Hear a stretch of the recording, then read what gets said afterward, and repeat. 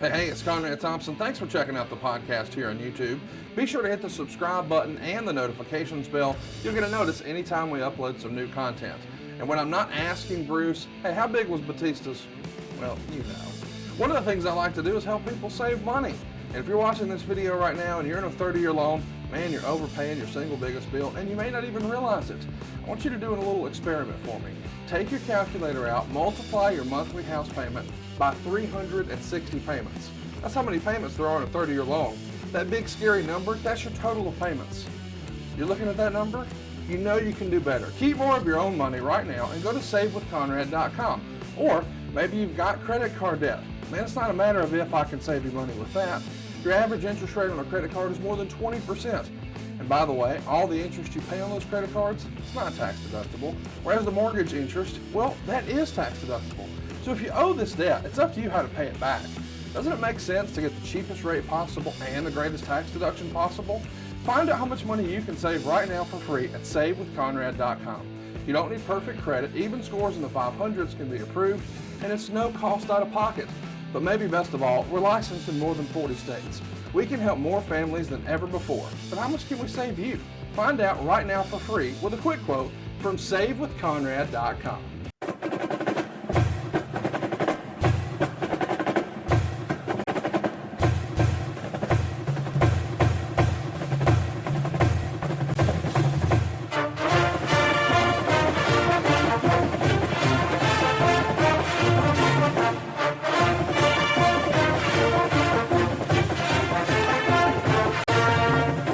Conrad Thompson, and you're listening to Grillin' JR with the voice of wrestling, Mr. Jim Ross. Jim, how are you, man? Connie, I couldn't be better. It's great to hear your voice. Good to be talking to all the fans out there. We appreciate their support here on our podcast. Grillin' JR is growing leaps and bounds. Great advertisers, great people that are helping us out. But the most important people we know are those ones that are listening right now. We should mention today's episode is brought to you by I Hate Steven Singer. You heard me. I Hate Steven Singer. And you're going to find out why all the other jewelers hate him, because he's got the very best Valentine's Day gift ever. Picture this, a real long stem American Beauty rose, deeply dipped in pure 24 karat gold. And it starts at just $59. I can't believe this is real. It's going to last forever. It doesn't need water. It's unique. It's special. It even comes with your own personalized love note, all in Steven's signature gift box with free shipping. Go right now to IHateStevenSinger.com. That's IHateStevenSinger.com. Steven Singer Jewelers. This is a gift you'll cherish forever at IHateStevenSinger.com. But our topic today, Royal Rumble 2000. I got to tell you, Jim, when this one appeared on the docket, I was really, really excited. This is one of my absolute favorite Rumble shows. I know lots of our listeners really favor 1992 as their favorite Rumble match. I actually prefer the 97 Rumble match itself, just a little bit better than 92. But the rest of the card here for Royal Rumble 2000, I think is hard to beat. I think outside of the Rumble match, it might be my favorite Rumble ever. A lot of talent. We were deep in talent, even though we didn't have Austin healthy at that time. It seemed like a lot of the guys saw opportunity when Steve had his neck surgery. A lot of guys saw opportunity to move up the card because he left a gaping hole when he got sidelined. So it was an interesting time of transition. But we had some big time players ready to go play in that manner, including Triple H, Mick Foley, for sure. And of course, the great one, The Rock, had assumed his place at the top of the card, with the Stone Cold being in San Antonio recovering from his neck surgery. So interesting time, and everybody came to play big. And look, Conrad, the bottom line of that is, still one of Stone Cold's puns, it was the Garden. And no matter what anybody says, all the cool kids that are wrestling, oh, the Garden is another venue. It's not another venue. And if you're a pro wrestler and you look at the Garden as another venue, you need to get your ass out of the business. You need to go back to wherever you came from and do wherever you can be a big star, because the Garden is the Garden, the world's most famous arena for a good reason. So I think the Garden had a big hand in the overall performance of that show. And it has some moments on it that I think people were not expecting, that we'll talk about, but it was a good show from start to finish. Some of the finishes, you can always second guess those. We do every week here, and everybody else does every day at someplace else. But damn, man, it was a good show. You're right. It was It's one of the fun shows to do. Lawler and I were the American broadcasters, American English-speaking broadcasters, or Southern speaking, and I enjoyed that show with Jerry. It was a full night's work, man. The Rumble itself is a load, so it was really cool. I'm glad we're doing this show today, and I think the fans will say the same thing when they are through hearing about it, and hopefully they've watched it, or they can watch it right now, whatever. But nonetheless, it's a cool show. It is a cool show, and you talked about the importance of Madison Square Garden. This is the first time that a Royal Rumble has been held in Madison Square Garden. The next one would be 2008, but this is the very first time. And it's also the first time that $1 million gate had happened for the WWE at Madison Square Garden, which I guess when you think about it, it seems like it should have probably already happened. But just with the way they were scaling and pricing tickets, this is the first time it happened. Of course, today everybody's talking about this show because it is the exact 20-year anniversary of this show. It drew in a sellout capacity crowd, 19,231 fans, 16,629 of those paid a gate of $1,142,540, which means it is the sixth largest gate for a pro wrestling event ever in the United States. It broke the WrestleMania 10 mark of 960,000. There's also 157,000 sold in merch, a banner day for WWE. And when you think about all the stadium shows and all the dome shows, it's pretty remarkable that at the time it was the sixth largest gate ever. Yeah. And a great accomplishment for the team. And of course, again, being in the Garden full is extraordinary because you can walk the halls back in the locker room area and see all these pictures of people that have played there, performed there. It's pretty incredible to know that you're there where Muhammad Ali fought, for where Frank Sinatra sang. Every major music group in the history of the world seemingly has played the Garden or wanted to. So it was all the stars aligned well, and I thought the guys had a great night, and they got paid well for that show. And it did well on the pay-per-view market. And of course, you said $1.1 million on gross ticket sales ain't shabby. And it's even remarkable to think that you're doing this with Austin on the sidelines. You may remember that Survivor Series 99, you guys did an angle where Austin was hit by a car. And really, it's just to cover up the fact that he's going to have to get neck surgery. So he's on the sidelines here. Meltzer would actually talk about that, saying Austin switched his surgery from January 11th in Cleveland to a new team of doctors in San Antonio, headed by Dr. Lloyd Youngblood on January 17th. And he would also say that he has an 8mm gap for his spinal cord. He should have an 18mm gap. So we've got a real issue here where we've got a large spur and a neck protrusion that's now compressing the spinal cord. It's going to put him in significant jeopardy of some sort of spinal cord injury. So it needs repair. But Youngblood is a guy that we would hear about a lot in wrestling. Is Austin the first guy to make the pivot, and then everybody sort of followed suit? I think so. I think Dr. Youngblood, who I got to know a little bit because I was down there frequently, it seemed like anyway, frequently. He's a hell of a guy, a big strapping doctor who looked like to be an athlete at some point in his lifetime. And the reason I say that is that he could better understand Steve's mentality. And of course, like any great athlete, you always looking over your shoulder at when Father Time's going to tap you on the shoulder and say it's over. And Steve wasn't real sure that his time had come. Obviously, he hoped not, but I think Dr. Youngblood, not only from his skill as a surgeon, but also as being able to talk through issues, was a big help for Dr. Youngblood, with Dr. Youngblood. And I think that when I was there at the hospital, Youngblood would come in, and it was just a real great conversation, a man's man. He was exactly the kind of Dr. Conrad that could relate best with the rattlesnake. And I thought that was a great omen that Steve found Dr. Youngblood, because Steve had doctor friends in San Antonio. He lived there, and was enjoying his life there to just some degree. But man, Youngblood he's a salvation. He saved Steve's ass big time and got him some more time before he finally had to say adios.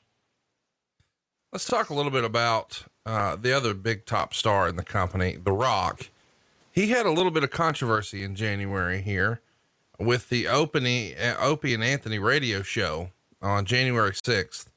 They had a wrestling guest named Sick Boy, who I guess used to do some online musings and postings, but he said something online that got The Rock's attention, or at least The Rock's publicist's attention, and it struck a chord with The Rock. He cuts a promo, storms out of the interview, creates a bit of a controversy. I think the line that upset Rock was something about his heritage and him being half black and half Samoan. Of course, it's some sort of racist comment, and The Rock says that, you know, Opie and Anthony essentially endorsed that type of talk and remark by putting it on the show. Do you remember the big falling out here with Rock and Opie and Anthony? After I read about it again, I did remember it. So it probably wasn't as big a deal as maybe some would think. It was a big deal for Dwayne, obviously. And he did the right thing as far as having an issue with it, because the quotes that this Sick Boy guy was doing allegedly were kind of kept from Rock. So, you know, Opie and Anthony was a big deal. I mean, that's a good interview. He's selling books. Rock was building his brand, and they had a very popular show for many, many years. So, but a lot of it was just satire and tongue-in-cheek humor. But Rock didn't think it was very funny, nor did anybody else that knew Rock and respected him. So it was. I'd never heard of him doing anything like that before or since. So I admire his integrity on that, even though it might have cost him some book sales or whatever. Might have made him look bad. He didn't give a damn. He expressed himself. He's still on the show for a good while before he took up powder, and I think that he did the right thing, quite honestly. I mean, of course, I'm biased. I'm going to defend the guy to the end of the earth. But look, you go into a show, you feel like you're trapped, you're bushwhacked a little bit, and it's all about race and talking about your father's heritage and your mother's heritage. And while we're at that, by the way, we certainly want to say our condolences to Rock and his family for the passing of his father not that long ago. And Rocky was 75, Hall of Famer, and really was unless you got in the wrestling business like I did in the 70s, I'm thinking, you know, the 70s was a unique time to be an African American in wrestling. All the bosses were white men, and unfortunately, many of those white men were racist. And Rocky Johnson had to endure whatever the booking, the pay. He had no leverage. And when you're an independent contractor in the entertainment business and/or sports business, whatever, you're at a disadvantage to start with. So I thought that Rocky Johnson did an amazing job of steering the course. And much like I talked about Ernie Ladd here, Ernie Ladd did the same basic thing, except Ernie may have taken it one step farther, because Ernie was willing to be a black heel. And in the era where most of the audience was white, and, you know, and promoters were a little bit skittish of getting too much heat on a black man because it could cause riots in their view, that, you know, it was, I don't know, it was hard to be a wrestler and be black in that era. He withstood all that bullshit and became a major star, because the one thing that Rocky Johnson could do that the white promoters loved is sell tickets. So he's going to be missed. I felt bad for Rock and his family, and I know they're enduring. I saw a quote on social media that Rock wrote about his dad. It was very touching. So our thoughts go out to that. But The Rock was always special, but he had his dad's. The reason I bring his dad up, because not only it's the right thing to do, but Conrad, he knew the fight. He grew up a kid. He grew up a kid with his dad with all these issues, and he heard about him at the supper table. He knew what his dad was going through. So then when somebody throws that shit in his face, he don't just wipe it off and take it. He wipes it off and makes his exit. I'm not going to participate in this horse shit. And he didn't, and I applaud him for it. Let's talk about somebody else who's going to be making an exit. Ken Shamrock. Meltzer would write, the Shamrock story has gotten really strange. It was reported he had a knee operation, but when Bruce Pritchard called to check on him, he told them that wasn't the case. After that, Shamrock was in Connecticut to meet with Vince and JR on December 30th regarding several issues, and he was walking fine, showing no signs of any surgery. We were also told there was no operation, and then this past week, Barry Bloom, who's Shamrock's agent, was telling WWE officials that Shamrock had just had his knee scoped in the last few days. The gist of the meeting seems to be that Shamrock is expressing an interest in taking time off to fight and perhaps take some opportunities in Japan. WWE is willing to let him leave and do the fights and leave the door open for a return, but not to keep him on salary while he's training. And the meeting ended with the idea that he would be making a decision this week, which last we've heard, it's a decision not yet made. Of course, we know Ken Shamrock's gone not too long after this. What do you remember about the gist of the meeting? Well, Kenny was not through fighting. You know, when we got Kenny to come in to work for us, we had extremely high hopes for him because he was so much more advanced as a pro wrestler that, you know, we were just not quite aware that his skill set was as refined as it was. Now, did he get better while he was in WWE? Did he acquire more skills? Did he work with better people? Absolutely. And Kenny Shamrock's a very competitive guy. So he didn't want to be the worst match on the card or is okay, or, well, I thought he'd be better. That was not Kenny's mindset. So, but the thing about it was he wasn't through fighting. He didn't have the MMA out of his system yet. And because he had some time on WWE television, which built his profile, built his own personal business and awareness, he was offered some very lucrative money for 2 or 3 MMA fights. And I believe they were in Japan, which also would have probably migrated to the States at some point in time. But it was just not something that we felt like we could bankroll because he was making big money. I don't mean, probably Ken was making, I'm guessing, somewhere between $250,000 and $400,000 a year. And we just didn't have the funds at that time in Vince's mind to bankroll that while he was away fighting. Because here's what you got. You got him on payroll. You're paying him big money. So what do you do if he gets hurt? Now whose check is he on? And he's still going to get paid from the fight people. But we can't use him now in wrestling because he's hurt. But we're still got the ticket. We still got the tab. It just didn't make all the sense for everybody. It wasn't a win-win. I said many times, if Kenny Shamrock had stayed in WWE when he was just getting rolling and not had taken those, not left to go back to mixed martial arts, he could have very easily have been at the top of our mountain.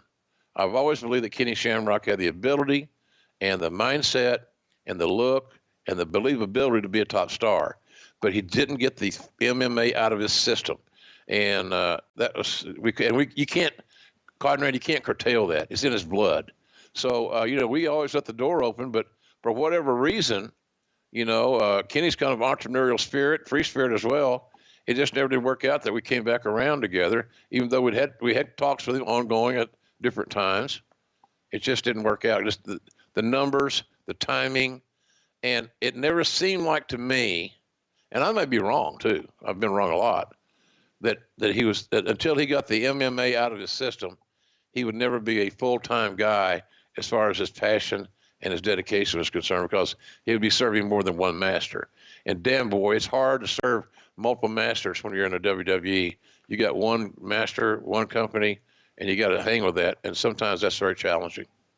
Well, he was probably sleeping easy at night because a couple of years after this, he's having his probably highest paid fights ever, like UFC 40 with Tito Ortiz. It really is the UFC that first made Dana White's opportunity profitable there with the Fertitta brothers. It was a huge sellout, lots of attention with him and Tito, and they were off to the races after that. That's when sort of the big money started to roll in. So hindsight being what it is, it may not have been a bad decision, but right. These days, if you want to have a little easier sleep, well, you got to try a Purple mattress. If you're spending the night tossing and turning, I can't recommend this thing enough. If you've been waking up with a stiff neck or some sort of back pain, you have got to check out Purple. We love Purple because we believe it to be the world's most scientific mattress. And here's why. The founders of Purple are 2 brothers who've been developing cushioning technology for like 30 years on stuff like medical beds and wheelchairs. And then 3 or 4 years ago, they decided to create Purple. Now, this is going to be something you've never felt before because a couple of rocket scientists made this. So it's not memory foam. That's the most common thing I hear. This is something that's totally different. It's both soft and firm at the same time, but it gives you a feeling of support, where you're still very, very comfortable. Now, what I like best about Purple is it's breathable, which is important because I sleep hot and it's perfect for me. It gives you like almost like a zero gravity type feel. So it'll work in any sleeping position, whether you sleep on your back, you sleep on your side, you sleep on your stomach. And how about this? You know, it's a good product when they throw this at you.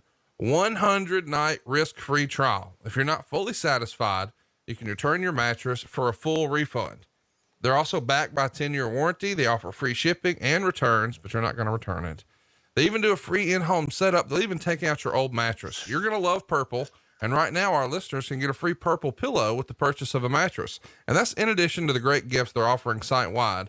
Just text JR to 84888. Now, the only way to get the free pillow is to text JR to 84888. That's JR to 84888. Of course, message and data rates may apply, but man, the pillow was the game changer for me. You know, I haven't hated my old mattress. I love the new Purple mattress, but the pillow, dude, game changer. I love mine, and I'm sure you love yours, Jim. Absolutely. And the thing about this, folks, is that you see on TV quite frequently now, that Purple Mattress has done a big nationwide marketing campaign, and they're selling Purple mattresses by the dozens, the hundreds. And there's a reason for that. A, you can't lose with this deal. 100 free nights, you have no liability. There's nothing to lose unless you don't buy one and you don't sleep on it. Then there's everything to lose. But I love the 100 nights free. You sleep on 100. Can you imagine having other products that allow you to do that? Use it for 100 nights, and then if you don't like it, no questions asked, send it back. It's crazy. It's amazing. It's a great offer. I don't know of a better offer anywhere by anybody on a better product. So Purple Mattress is the way to go, folks.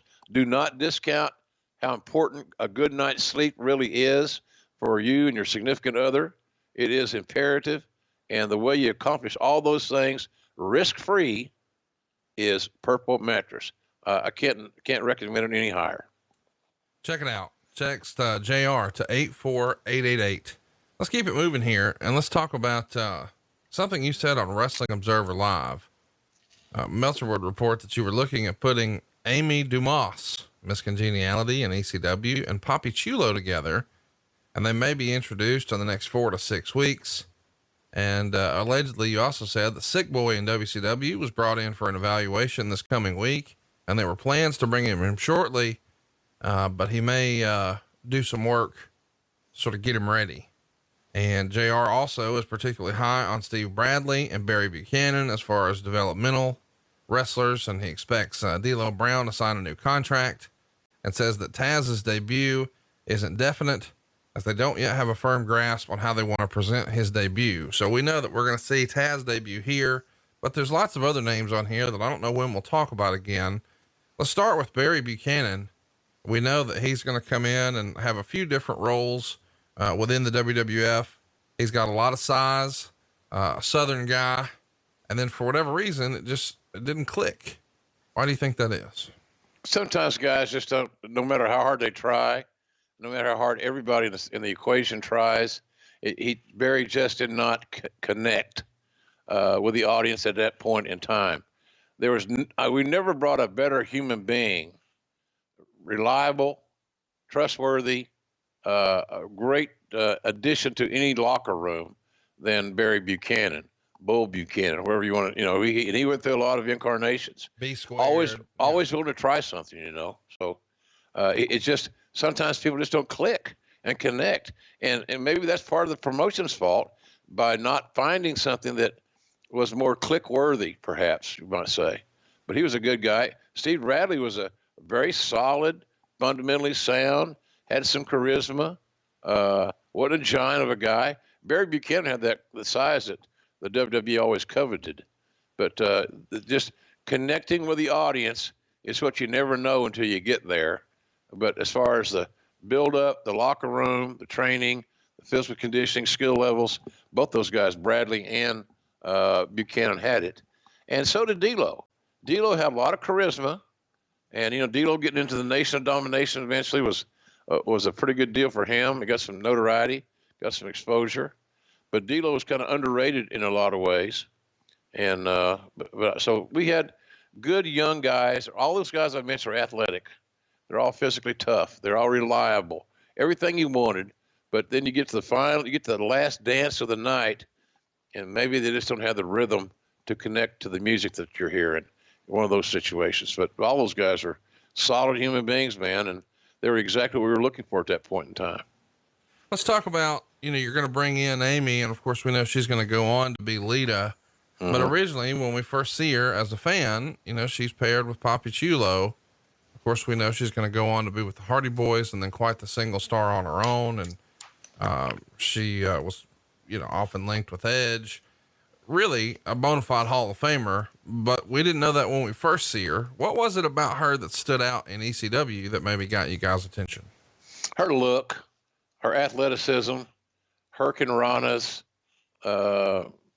topes, all that fancy name stuff for the Latin or Mexican moves. She was just really athletic and fearless. I thought she had an enormous sex appeal. She wasn't a blonde. She was different. When I first met her, I think she had not had her breast augmentation. That's right. Which is totally her call, wasn't ours. And that, of course, added to her look, or it contributed to her look, whether you think it was added or not. But she just had it. She did connect to the audience. For her eyes, her body English, she connected with you if you're sitting in the audience watching her. And that was some part of her magic, I always thought. But basically, that she trained with men. She lived, in a Spartan-esque environment in Mexico to pay her dues, to learn these moves. And that took a lot of courage for a single woman to leave the quote-unquote safety of her own surroundings in the States to go to Mexico City and exist there in a men's world in a strange country, and being a female. Big props to Lita for that. But I always thought she had high hopes. I teased her one time. We were in a meeting, maybe the first meeting. She came to see me in my office, and she was wearing a really cool business suit. It's either lime green or light blue or something. It was light color, solid business suit. I remember that very, very distinctly. And I said, "Oh, by the way, what's that little tattoo you got on your arm?" It wasn't little. And look, you're in a different era there. Now nobody would say nothing about it. I was curious what maybe it meant something. Maybe the artwork or tattoo had significance and meaning that we could utilize. Right. So she jumped up, took her jacket off, and showed me the tattoo. There was nothing salacious or bad or it certainly was better than Ludwig Borga's SS tattoo on his calf. God. And so she had it, Conrad. You could sometimes you feel that somebody's got it. And look, Papi Chulo had it too, but he wasn't as dedicated, at least in my view, at that point in time, as Amy was. She really wanted to make it. And because everything she'd gone through in Mexico, when I talk with Vince about her, he was impressed with it too. She's not going to quit on us. Bear Bryant said one time, he was a great football coach at Alabama. You might remember him. He said, my practices are hard. My practices are brutal because you're going to quit on my ass. I want you to quit on my ass in practice, not in a game. And she was not going to quit on the environment, the challenges, the uphill grind to get to where she wanted to go. And so she was a big get for us, as it turned out. And she never disappointed me whatsoever at any level. I had a lot of time for Lita. A lot to unpack on what all you just covered there. You said, she had a breast augmentation, but it was her call. It wasn't something that you guys suggested. Had you, in previous discussions with other talent, suggested that they have an augmentation? Nope, sure didn't. Didn't step in that territory because you're defenseless. You're defenseless if something goes awry. it's got to be a personal decision made by the talent. If they believe it will enhance their TV persona and their overall look as to what is acceptable by general society, then that's going to be their call. And now, if they need time off to get it done, obviously, if they need money to help them advance some money to get surgery done, I think we've done those things. But that was always based on the talent's decision.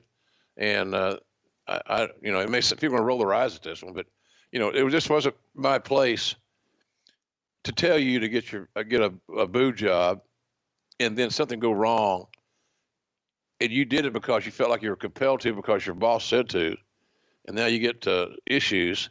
The WWE's got a problem, so that's kind of where we were with that. We just never did that to any. And I'm sure there's going to be somebody who says, "Well, I knew if I didn't do it." Yeah, okay. Well, yeah, that's what I was going to say is, do you think some female talent would say this was our sort of equivalent of when guys would say, well, no, they didn't tell me I had to take steroids, but I knew if I didn't, then I wouldn't be on TV. And it becomes this artificial psychoanalysis, and you get in your head and you wind up doing it. Look, the other thing I wanted to ask about, cause I don't think we ever talked about this. You said Ludwig Borga had an SS tattoo on his calf. How did you guys find out about that? And what was the plan of action? Well, I think somebody saw him in the shower. I didn't have guys do, body cavity searches or nothing, man. Nobody dropped their drawers in my office. Sure. I ain't Harvey Weinstein here. Right. We found out about it. And of course the deal was, I even think, if I'm not mistaken, he was wearing boots that that were low cut, and he had a very diminutive SS tattoo. It wasn't huge. It wasn't, overbearingly large, but it was there. And so I think the discussion should have been, we can't use you. Because if we do, we're basically condoning the Holocaust. So I looked at it. And I didn't think that was anything we wanted to be compared to. So he got better, he got different boots and covered it up. So I don't think there might have been maybe a handful of times before he got new boots that was even seen there. But it was very uncomfortable, and he was uncomfortable, and he was untalented, but he had $1 million look, and then he looked like a Ferrari, Conrad, with a 4-cylinder motor. Right. He just didn't have the aptitude, but boy, he had the great look, the intensity, the strength, all that stuff. But sometimes guys think that's all they need, and they don't need to work any harder to get better at their skill set. But the SS tattoo was very uncomfortable. And when he left, I don't even remember what the circumstances were, to be honest with you. Nobody shed any tears. And it's sad. He died much too young, and he never got away from controversy in the dark cloud for whatever it was, several things I'm hearing. So that was a little uncomfortable situation there. Let's keep it moving. Let's talk about somebody who's coming in. Tazz, as we know, is going to be coming in, but there's rumor and innuendo that Kevin Nash is unhappy and he may be getting cut loose from WCW. Meltzer would say the WWF hierarchy had a meeting regarding making an offer to Nash if he were to cut loose from WCW. The mood was very strong not to bring him in, and that he's doing the company far more benefit as a cancer in the other locker room. So I'm curious, JR, first of all, there's a lot going on in WCW. We're going to talk about that in a minute, but the idea that Nash might be available and you guys don't want him, that sort of jumps off the page. Not everybody didn't want him. And I'll be fully transparent here. Kevin Nash has been a friend of mine since I met him, at the Cheetah when he was a bouncer. Gentleman's Club in Atlanta. So I've known Kevin for long before he got in the wrestling business. I think Jerry Briscoe may have introduced him to me, but playing back, a guy that's a good looking guy that's got a athletic body that's 7 feet tall. You can't just not look. Yeah. If you believe that he had the look, the appearance of a star, and he had the desire to leave the bar business, the gentleman's club business, and get into wrestling. So we had always had an interest in Kevin in that regard, but some people just Kevin's a very, very intelligent guy, and sometimes in certain circles, when you know the guy you're talking to he's smarter than you, it makes some people uncomfortable. And so if you're in a creative vein, in the creative world, and you fit something to a talent, thinking that because they're naive, they're insecure, they don't want to say no because they might get in trouble, it might make them look bad, perception. And Kevin was the kind of guy that would speak up. Oh, if we did that, it's going to do this, and why don't we could do this and get the same deal done, whatever. He had ideas, and some people were intimidated by that. So there were some on the creative side that had bad experiences with Kevin in the past, apparently. I had no issues with it. Here's the deal. Bottom line, at the end of the day, if Vince wants him there, guess what? JR's going to hire him. I ain't going to ask nobody. I ain't going to poll the creative guys. Hey, what are you, pimply faced little jerk-offs, going to think about me bringing Kevin Nash in? Oh, by the way, it doesn't matter what you think because Vince has already wants me to sign him. But Kevin was a keeper. He helped us a lot, in my opinion. He's a Hall of Fame guy, but he was outspoken. He still is outspoken. He's a great follow on Twitter, by the way, because he has a lot of multiple interests. So the people just were intimidated by his intellect, I think, in a lot of ways. And then his intellect became his attitude. And that's what the difference is. So you're challenged by a guy's intellect, you can say, well, he's got a bad attitude. Oh, why? It's because he's smarter than you?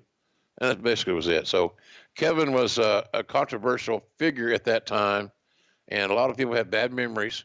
But, anytime you get a guy with name, identity, box office, 7 feet, athletic, you don't just turn your back side. We don't want to do that. He might be a little higher maintenance than we're used to working with. Let's talk about the other thing that's happening in WCW. It is a mass exodus. Meltzer would report WCW sent unconditional release letters to Chris Benoit, Dean Malenko, Conan, Shane Douglas, Eddie Guerrero, and Perry Saturn on January 19th. And I guess here, technically the release would allow them to start with Titan on February 1st, provided they agree to not say anything publicly disparaging about WCW and agree not to sue WCW. And after both sides sign the releases and they're executed on the 25th, it's believed that Benoit and Malenko and Guerrero and Saturn are all free to start with Titan as soon as this coming week. Allegedly, Conan and Shane Douglas maybe had a change of heart, didn't sign the release, et cetera, et cetera. I think Shane called Steve Austin to get word to Vince McMahon if he was interested. And, we know that didn't actually happen. Talk to me a little bit about when you hear there's a mass exodus and how all that comes together for these guys to show up on WWF TV. Well, the word gets out because, the old expression, telephone, telegraph, tell a wrestler. So nothing that went on down there, and I'm sure the same thing with our place, reciprocally, was a secret. And those guys were tired of being looked upon as, none of you guys are 6 feet tall, you're undersized, and guys your height, your size will not draw money because nobody will believe that you're really good or you're really tough or whatever. So, man, when I heard those 4 guys could be available, I got very interested in that situation, and so therefore we brought them to Vince's house. We brought them to Greenwich. We brought them they stayed in Stanford.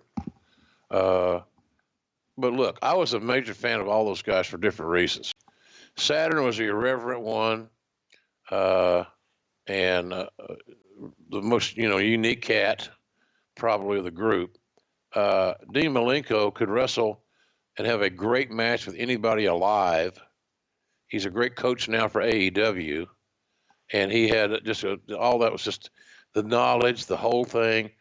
And, he's 5'8" or 5'9", whatever the hell he is. And then you had Eddie and Chris, and that's where the rubber met the road. Because in those 2 guys, in my opinion, as the EVP of Talent Relations, those were 2 men that were as good as any two in-ring performers in the world. That covers a lot of territory. That's a big territory. Yeah. And they both were different, but they both were extraordinary in-ring performers. And again, no matter if you had a young roster or veterans, the match with Benoit and or Jericho, speaking of those two specifically, was going to be great. And I couldn't believe, I really couldn't believe that WCW is allowing that to happen without any compensation, without, we didn't trade anybody, we didn't give them any money, we didn't do anything. We sat back and all the papers were signed, they got released, and hell, we were ready. I'd have signed them in 2 minutes later if you could have physically done it. But man, it was a big gift for us. The Radicals sitting at ringside, I still remember that. Sitting at ringside, and there they are, and man, and look at how great Eddie became, and Chris. Unfortunately, Chris's legacy, as I mentioned, is going to always be tainted because of the last 48 hours or so of his life and the murder-suicide and all the sad, horrific things. But if you have the ability just to table that for a second, just for a second, and go back and look at his in-ring work, how great was Chris Benoit? Pretty damned amazing. And then there was Eddie Guerrero, who, I compare Sammy Guevara to young Eddie Guerrero all the time on TV on Wednesday nights because he has the same cocky, confident attitude and also Latino that Eddie had. So I just thought the world of all those guys, Conrad, and they were big gifts for us. They really, truly were. They were not hard to negotiate with. They were given fair prices or fair deals. We signed them within a week. They're all signed, I believe. So and the same old bullshit. You get some guys in the front office. Man, they're all small. How they're going to draw any money? They're all small. So I tell them, I said, you guys are so experienced. How long have you been in the wrestling business? 2 years. I've been around 3 years. Oh, good for you. So you're saying that because you've heard Vince say it, right? Right. Do you have any idea why he said it? Or you take it at face value because that goes for everybody? It doesn't go for everybody, fellas. Every now and then I said, why don't you guys go do some research? Tell me how tall Dick the Bruiser was. Tell me how tall Vern Gagne was. Tell me how tall Buddy Rogers was. Jim Lalonde. The Briscoes, 6 feet, 6'1", maybe. So it's bullshit. So nonetheless, that was a monumental day for me in my career to get those 4 guys' name on paper for us. Let's talk about the 2 guys who aren't signed. Conan, Shane Douglas. Shane in particular has some real hurt feelings.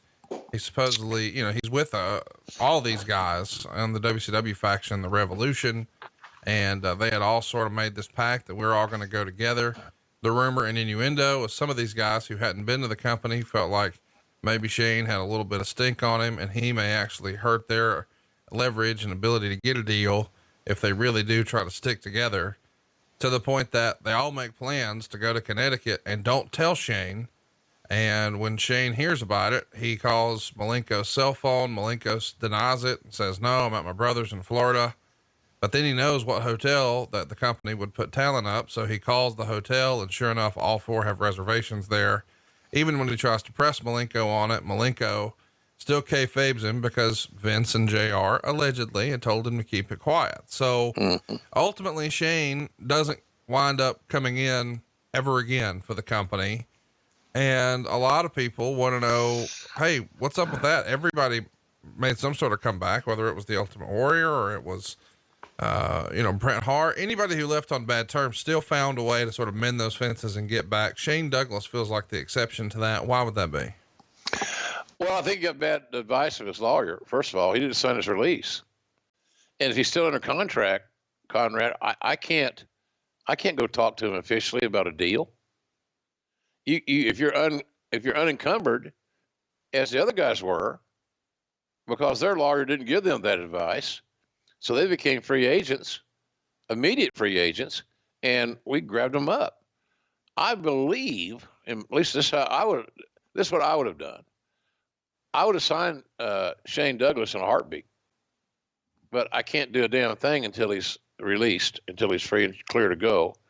I think he got some bad advice. And the thing about Shane, and I'm sure he still gets his feathers ruffled with this whole endeavor. I'd like to say, hey, look, I've been pissed off at different things in my career as well, and some were rightfully so deals, and some were not. Some were my ego deals. But I like Shane's game. He's talented, but I think his biggest enemy was him sometimes.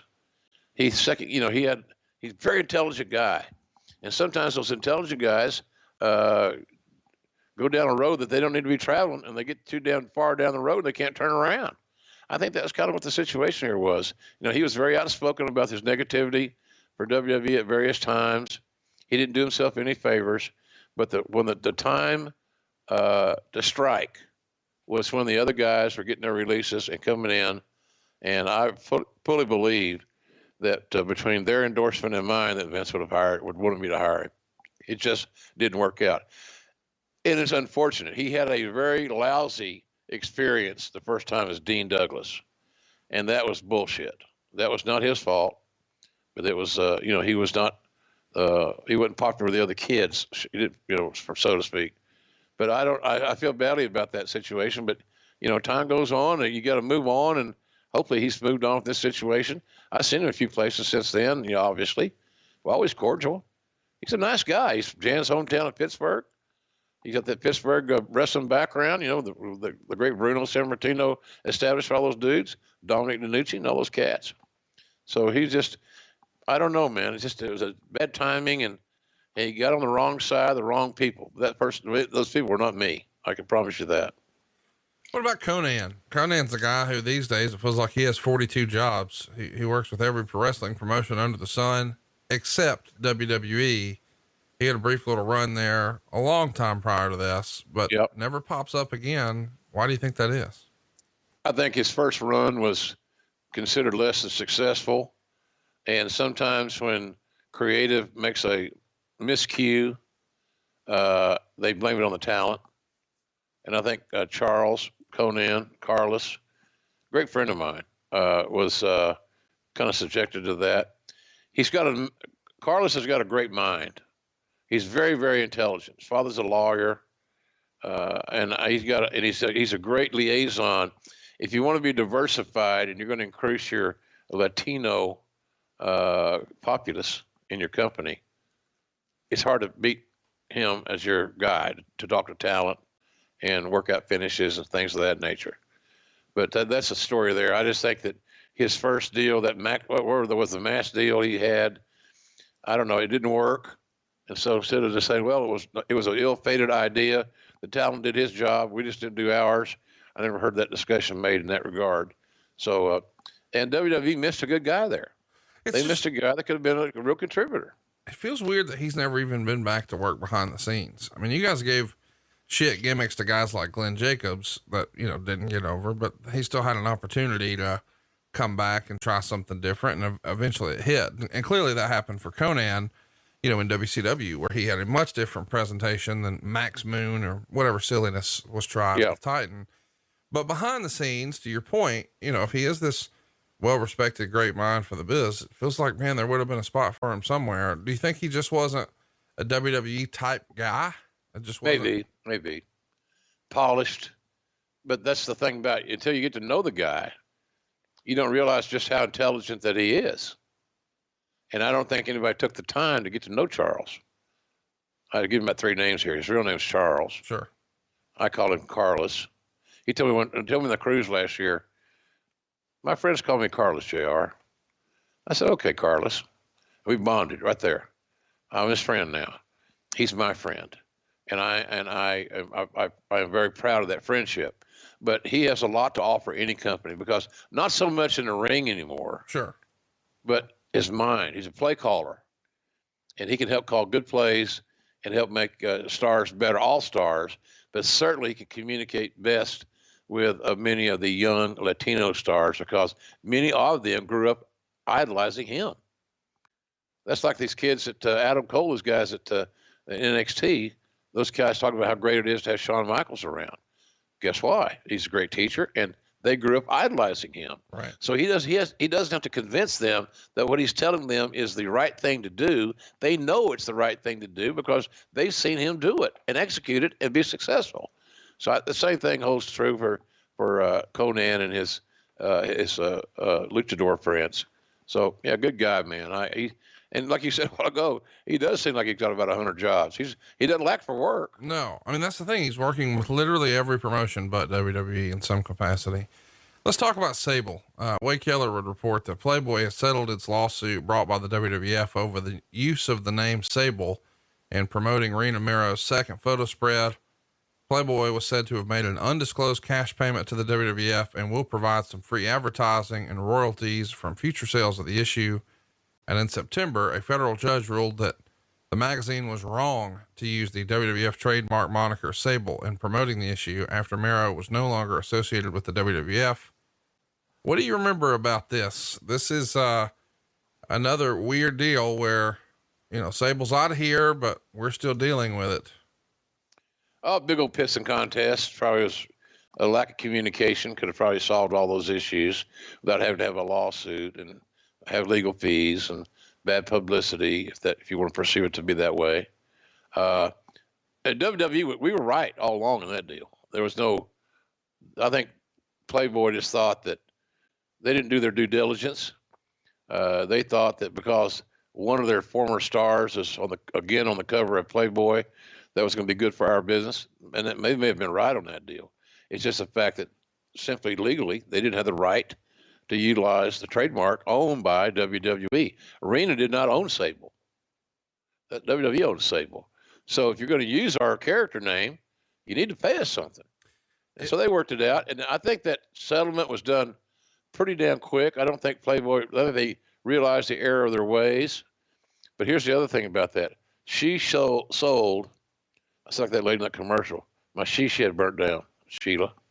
I think that, records. She set records. Oh my God. Yeah. And it's interesting because you guys' association with Playboy would continue for years and years. I mean, I think you had folks appearing in it as late as like 2008. So, the partnership would continue. Something that didn't continue though, is the WWF Nightclub.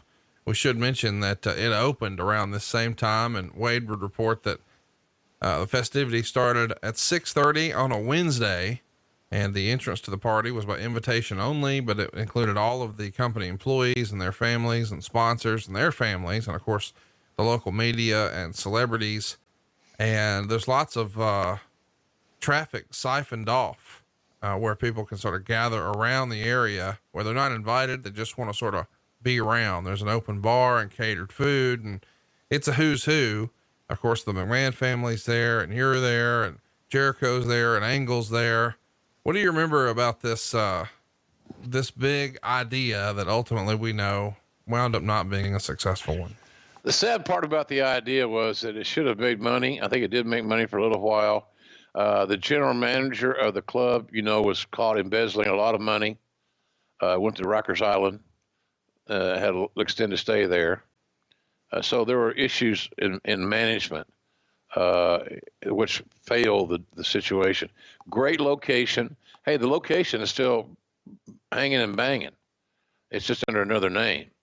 Here you are downtown New York City or Times Square. It just had bad management. But I think the concept, the idea, unless the rent and everything was so prohibitive that it was never going to be successful. I don't know that. But I think the management of it and then losing all that capital, that cash, hundreds of thousands of dollars before they realized it. But I remember it being a real fun party atmosphere. People put on their little party clothes and are having fun. And it was a night off, and being in New York, hot and cold running limos. And like you said, the media was there. There were stars there. I remember Joan London was there from Good Morning America. She's a big fan, still is. And the late Luther Vandross was there, and Luther loved the guys, and he loved wrestling. The women loved Luther because I remember Luther talking to my wife Jan about fashion and the fact that they're both passed now, as we know. But Jan was a big, Louis Vuitton was one of her big brands. And Luke, they called him, had knowledge of all that stuff as much as any woman. And so he became one of the favorites of the divas and of some of the wives, including mine at that time. But it was a fun time, Conrad. Festive, fun, amazing food. The open bar never hurts anything. Nope. 3 or 4 drinks, 3 or 4 trips to the open bar makes all food taste better. So, but it was fun. It was a fun, festive party night, kind of simple, little exposure for the guys. But I think everybody had a good time. I had a great time that night because I knew that my talents were enjoying themselves.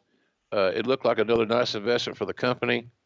And I had a 30-minute car ride home. So it was pretty cool. And by the way, the next morning, I was in my office at 9 a.m.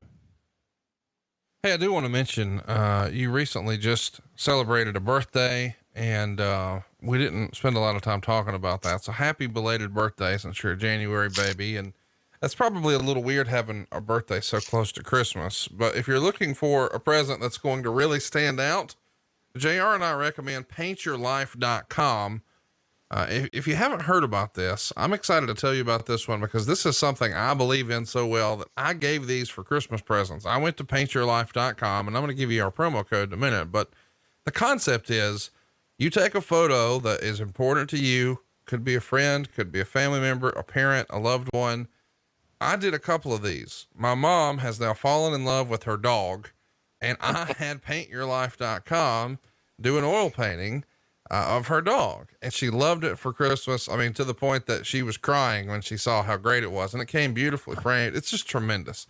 But then we've also got something on the Nature Boy side of things. We got Rick and Wendy an oil painting from their special day last year, or I guess it was 2018.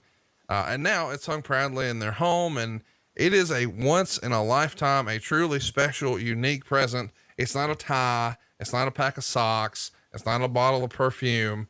This is a really meaningful present. And all you've got to do, if you want an original oil painting of yourself or your children or family, special place, cherished pet, whatever, all at a price you can afford, go to paintyourlife.com. And by the way, this is a true painting done by hand by a world-class artist, created from your favorite photo. It's great for birthdays, anniversaries, even Valentine's Day. And here's how this works. You choose the artist's work you admire the most, and you work with them throughout the process until every detail is perfect. So you're getting progress reports the whole way through, and there's no risk. If you don't love the final painting, your money is refunded. It's great for decor. It really is a work of art. And with Paint Your Life, you get your favorite memories transformed into a work of art that you can cherish forever. And right now is a limited time offer. You can get 30% off your painting. That's right, 30% off, and oh yeah, free shipping. To get this special offer, text the word Ross to 64000. That's Ross, R-O-S-S, to 64000. That's R-O-S-S to 64000. And JR, you've seen some of these. The work is impressive. It really is. Great quality, high quality. This ain't no fly-by-night deal. This ain't no, Mickey Mouse operation. It is a classy, high quality work. And folks, I'll tell you, Conrad and I are blessed with some great advertisers that a lot of them are just big wrestling fans like us, quite frankly.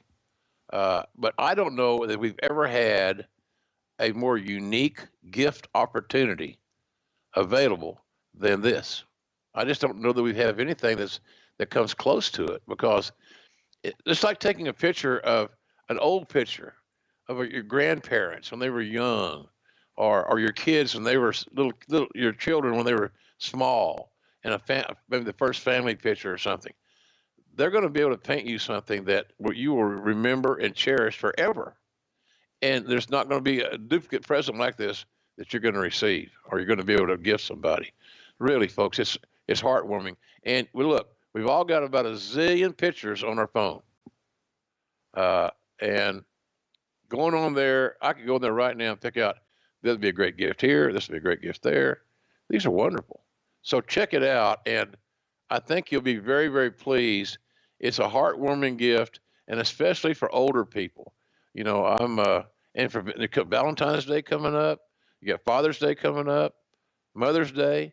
Golly, folks, there's so many occasions to utilize this. It's not even funny. So look at it, go investigate it, and you're going to see what Conrad's talking about. These are wonderful pieces of art that I believe your giftee will cherish forever. Real business. Go to Ric Flair's Instagram and just scroll around Christmas and you'll see the painting that he got from Megan and I. It's outstanding, man. I mean, that's something that's going to be, hung with pride in their house forever. It's really a unique present. It's a great opportunity. It's special, and you can do it too and get a great deal, 30% off with free shipping. Just text Ross, ROSS to 64000. Let's get to the show, man. Royal Rumble 2000, man. I love the open to this show. I love the way MSG looks. I like the set that they do here. And we have got Kurt Angle coming out to, a welcome that only New York City could give him. He's on an undefeated streak. He's out here preaching positivity, and he's got his 3 eyes, and man, that white meat baby face stuff, New York wants nothing to do with it. And then we get to learn who the mystery opponent is. And when that music hits and the audience realizes that this is their hometown guy, Tazz, the crowd goes nuts. Yeah. Tazz earned one of the biggest ovations that I'd ever heard in the Garden from anybody in WWE in my career there. There are times I remember when Austin came back. I remember when Triple H came back. A lot of guys returning that we can go back on and say, well, that was a big pop. They all were. You're right. But nothing I ever heard from a brand new guy that had never worked in WWE before overshadows what Tazz did. I know for him personally, and congratulations on Tazz, he signed a long-term contract to broadcast on AEW.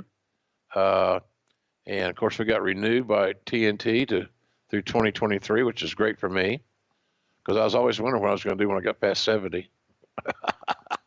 I want to work. So hopefully I'll get that opportunity. That's good for the company. And Tazz is there now. So it's good for us to have a quality guy on our team. But man, he got the audience went nuts. They went nuts. And the beauty of this match, here's the irony of this thing. We ain't got Austin there. We got a match that went 3 minutes and 16 seconds between Tazz and Kurt. By the way, the crowd goes bananas and they're chanting while Kurt's trying to do the promo and really piss off all the fans. There's already a "We Want Tazz" chant, even though you guys had been denying online on the website, that it was not Tazz and he would not be the mystery opponent. They're ready for it. And when he comes out, huge ovation, big ECW chant. Meltzer would say Angle looked like a total superstar coming out. Everything they did was really good, but a lot of good suplexes thrown in, but they were so rushed. They were doing near falls before anyone even cared about the match. Mm-hmm. Angle took a great backdrop over the top rope and one time landed almost on his head from a suplex.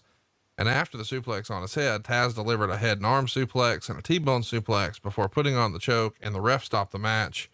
And they were doing the gimmick, whether or not it's a choke or a sleeper. Right. Angle in his post-match interview didn't know what happened, still thought he was undefeated.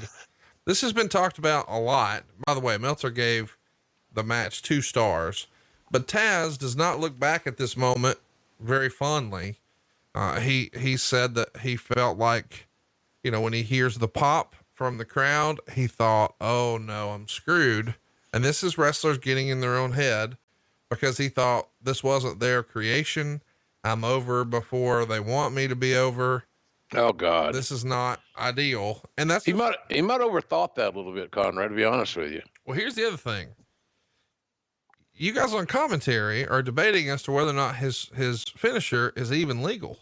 Right. Is it a sleeper? Is it a choke? I mean, right. I understand if I'm a wrestler and I'm a new guy and everybody's sort of looking over their shoulder anyway, paranoia is real in wrestling. But if you were him, you've got to be thinking when you see and hear that, hey, are they really trying to help me? And then the next day, he gets a phone call, and I think when he shows up to the building immediately, Vince and Paul and not Paul, but Vince and Bruce want to meet with him and tell him that he's dangerous and that he's not going to be dropping guys on their head here. And that's not what they do.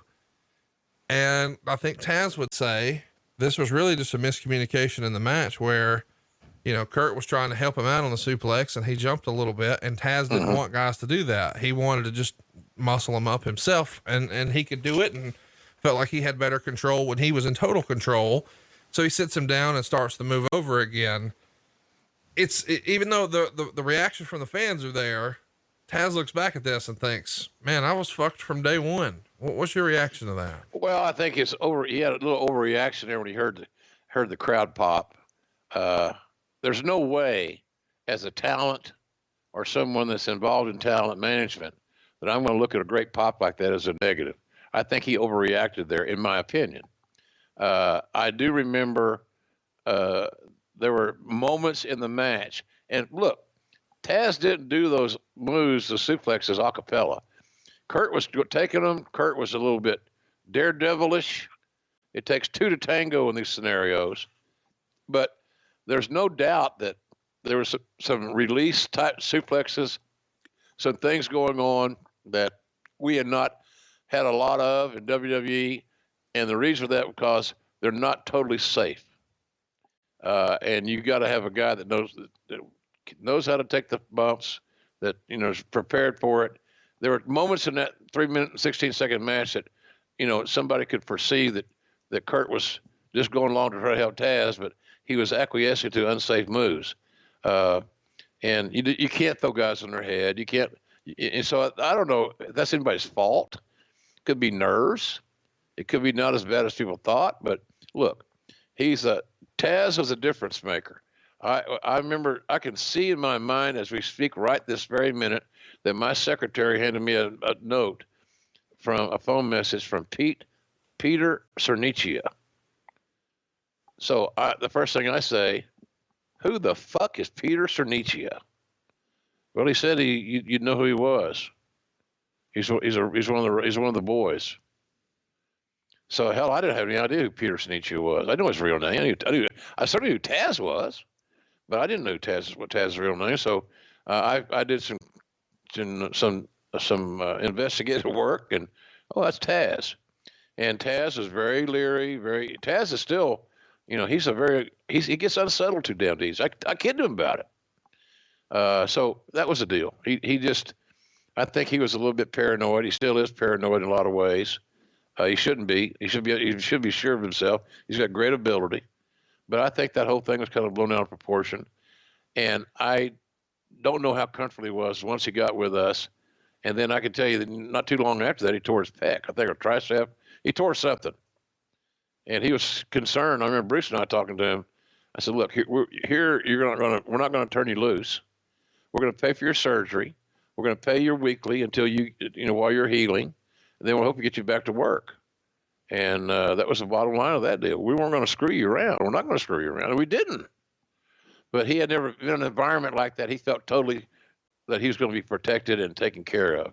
But a lot of guys didn't like Tazz because he got over at 5'8". And again, it's that same old deal of size matters.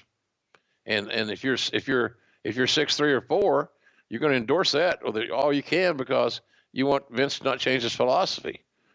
But he goddamn sure changed his philosophy during this whole period of time because we got Tazz in there, we got Benoit, we got Malenko, Saturn, and lovable, God bless him, Eddie.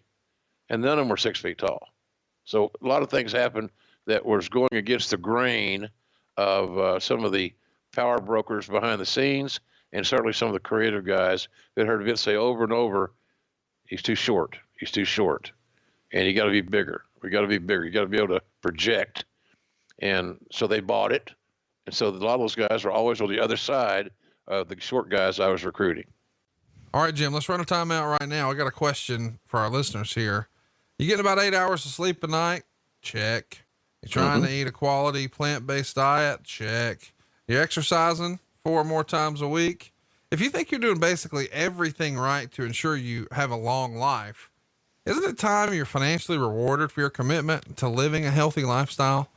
Introducing Health IQ. Health IQ uses science and data to secure lower rates for people like you on their life insurance. Maybe you're a runner or a cyclist, you're into CrossFit, or maybe you're a vegan or vegetarian. Well, you should be rewarded for your hard work with more affordable life insurance rates. Health IQ can save you up to 41% because physically active people have significantly lower risk for heart disease, cancer, and diabetes. And Health IQ is not just a lead generator. They take the customer through the entire process of applying, and the policy is underwritten by one of our top insurance partners. But these savings are exclusive to Health IQ. You won't find them anywhere else, and you must qualify to get a special rate. To see if you qualify, go to healthiq.com/JR to take the proprietary Health IQ quiz. And depending upon your score, as well as other related qualifying factors, you could save up to 41% on your life insurance premiums when compared to other providers. Again, that's healthiq.com/JR, and let them know we sent you. Start the process with their Health IQ quiz. There's no commitment here, and you'll learn even more about potential opportunities to be rewarded for your commitment to living healthy. One more time, that's healthiq.com/JR. This is a no-brainer, Jim. Absolutely, Conrad. And look, folks, listen to this. One of the things that we hope, Conrad and I hope to do, other than entertain you every week, and don't make any mistake, we love you guys for supporting us. You're supporting our families and our dreams and all these great things, and we want to make sure that we're giving you your money's worth. The other thing we want to do is if we can influence positive lifestyle changes or bring sponsors to you that we truly believe will help your life be better, then that's what we want to do. And that's what we are going to do. And this is a prime example of that. There is nothing, folks. I know I'm an older guy. I get it. And maybe I'm more sensitive to it because I have diabetes too.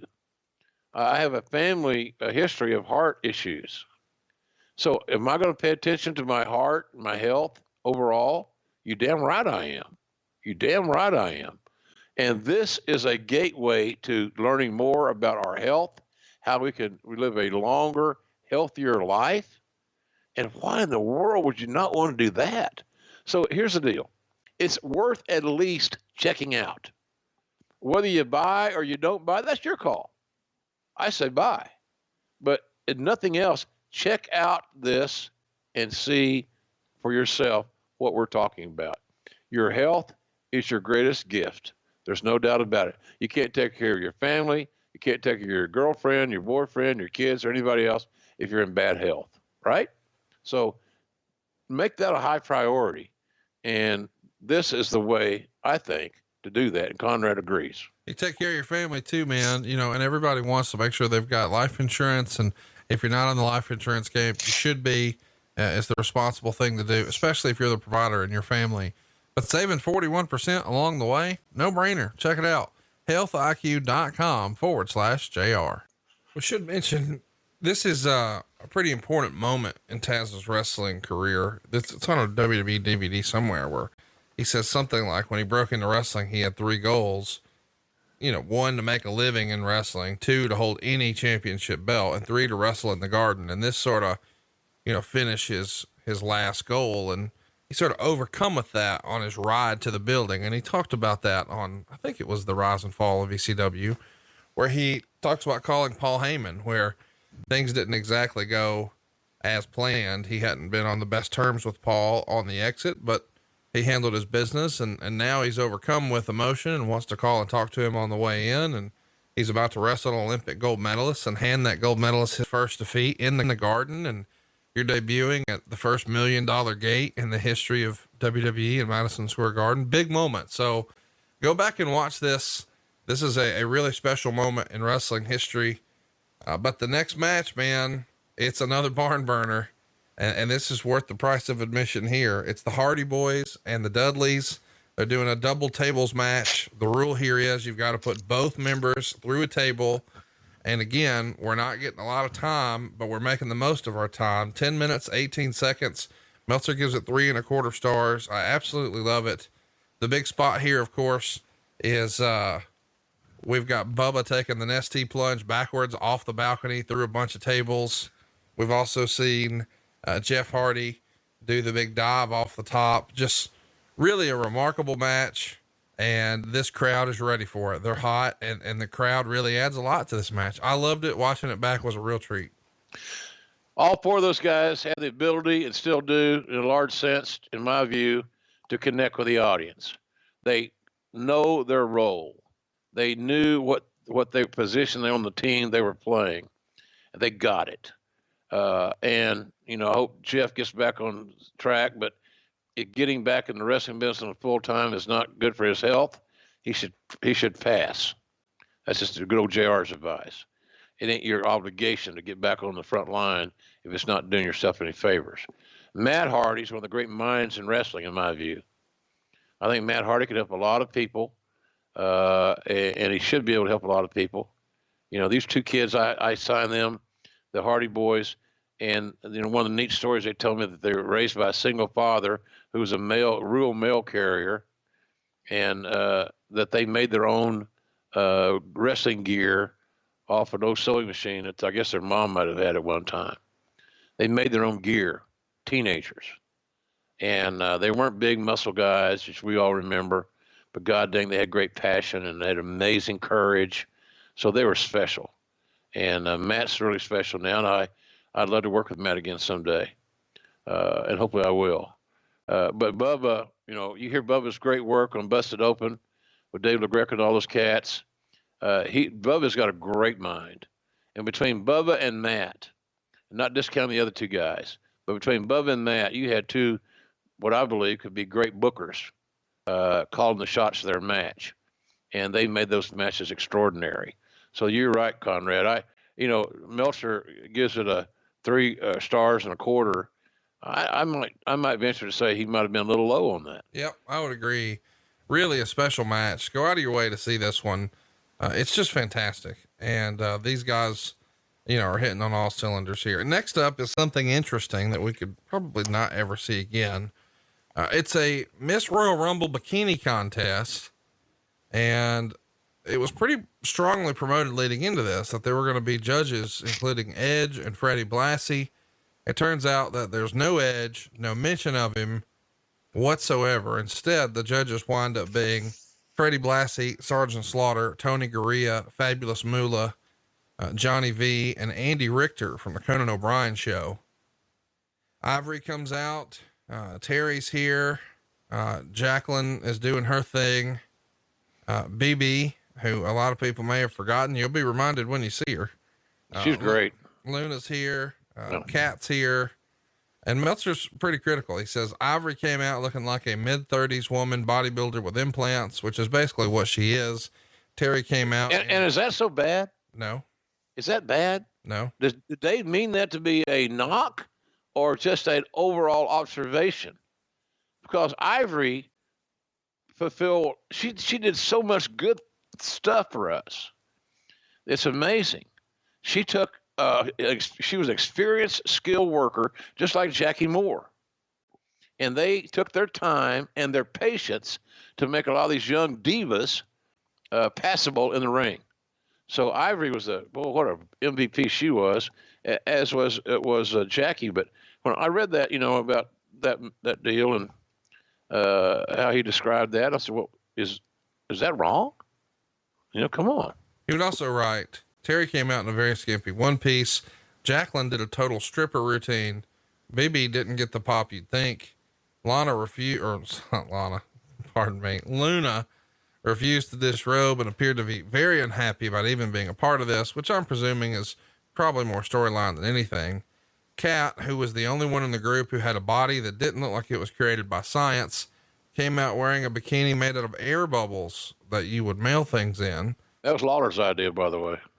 Mae Young came out, removed her top, and was declared the unanimous winner. My goodness, what a segment. What an era. What do you remember about this? And strictly comedy. It's a let me up match, as Vince used to say, because we're getting ready to get some more heavy duty wrestling, and he didn't want all wrestling on a wrestling show. He really worked hard to make sure that we had entertainment content within. And when you have your primary demographic are males 18 to 49 and 18 to 34, then the bikini contest seemed to be catering to them as it should. So it was just let me up, a comedy,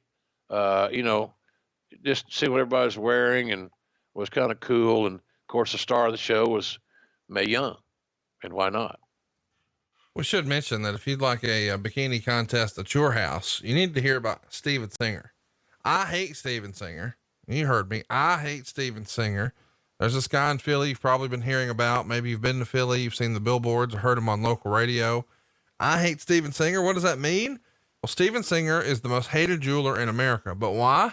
Because other jewelers just can't stand him, because he is the best Valentine's gift ever. And I'm excited to tell you about it. Steven Singer and I are bringing you the best Valentine's Day gift ever. Are you listening? Picture this: a real long stem American beauty rose, lavishly and deeply dipped in pure 24 karat gold, and lasts forever. You heard right. And they start at just $59. His beautiful Valentine's Day red rose won't wilt or die. It doesn't even need water. And this is the number one gift that women want: something unique, something special, and something that lasts forever. They come with your own personalized love note and Steven's signature gift box, shipped for free, starting at just $59. Go right now to IHateStevenSinger.com and see what I'm talking about. That's IHateStevenSinger.com. Steven Singer Jewelers. This is a gift you'll cherish forever. That's IHateStevenSinger.com. We should mention Steven Singer listens to this podcast. He is a real guy. He loves wrestling. And when you go to his store, you can meet him. When you go to the website, IHateStevenSinger.com, if you go to the store, the people on the website in the pictures, they're the people behind the counter. When you call them up, you're not rerouted to a call center. Those are the people in the pictures and in the store answering the phone. It's a real great deal. It is a real company. And this is a real heck of an item just in time for Valentine's Day. You don't have to think about this. Let me give you a little life hack. It looks like it costs a lot more than $59. So just, it does, man. It really does. Just set it and forget it, man. Nobody's going to know it was only $59. Nobody's going to know you got free shipping. Nobody's going to know how easy it is. It looks like something you went way out of your way to do. You're going to look like a hero. Go to IHateStevenSinger.com. You'll be glad you did. Absolutely. And another unique gift for a multitude of occasions. $59 where it starts. And I guarantee you, your significant others don't get anything that even resembles what we're offering you here with I Hate Steven Springer. He's a cool dude.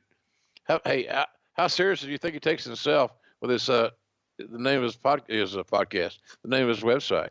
Like Conrad said, real guy, real fan, and he's got a hell of an offer for you guys. So I check it out. You're going to make points with whomever receives this gift. IHateStevenSinger.com.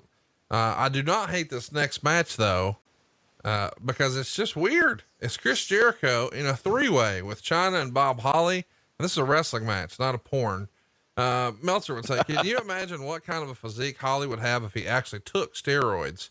Chyna ruined the match. There were only a few points where the fans booed her weak offense, but clearly they weren't happy with the prospect of her as champ. The gimmick of her in the ring as a title contender has now run its course.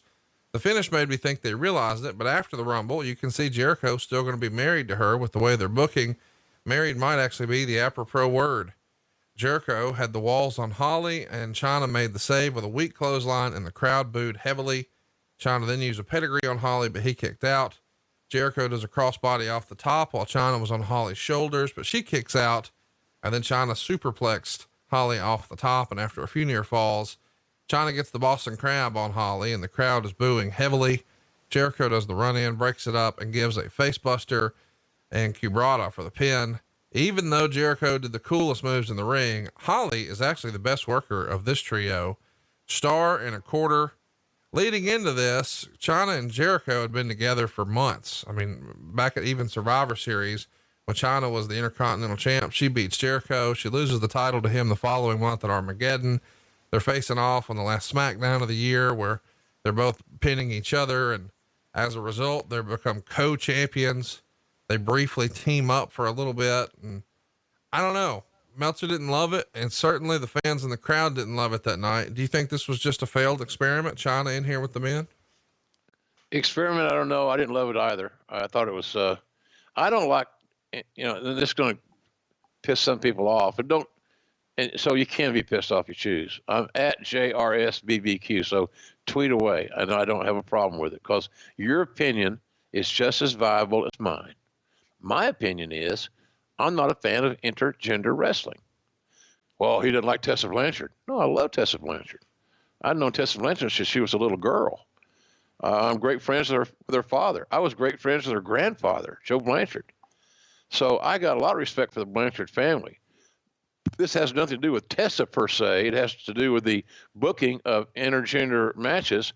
And you can bet with the success that she has earned in Impact Wrestling, there'll be other promotions and indies that will try to replicate that while strike while the iron's hot, so to speak.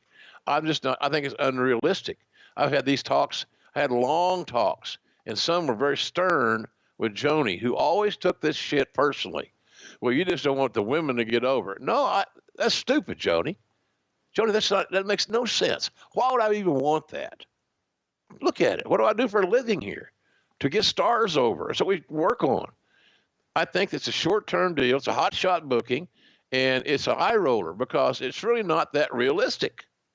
And boy, I remember when we talked to her about wrestling, being the women's champion. She could be our Hogan in that division. Oh, she didn't want to do that because she didn't want to wrestle the other women. And you know why that was true?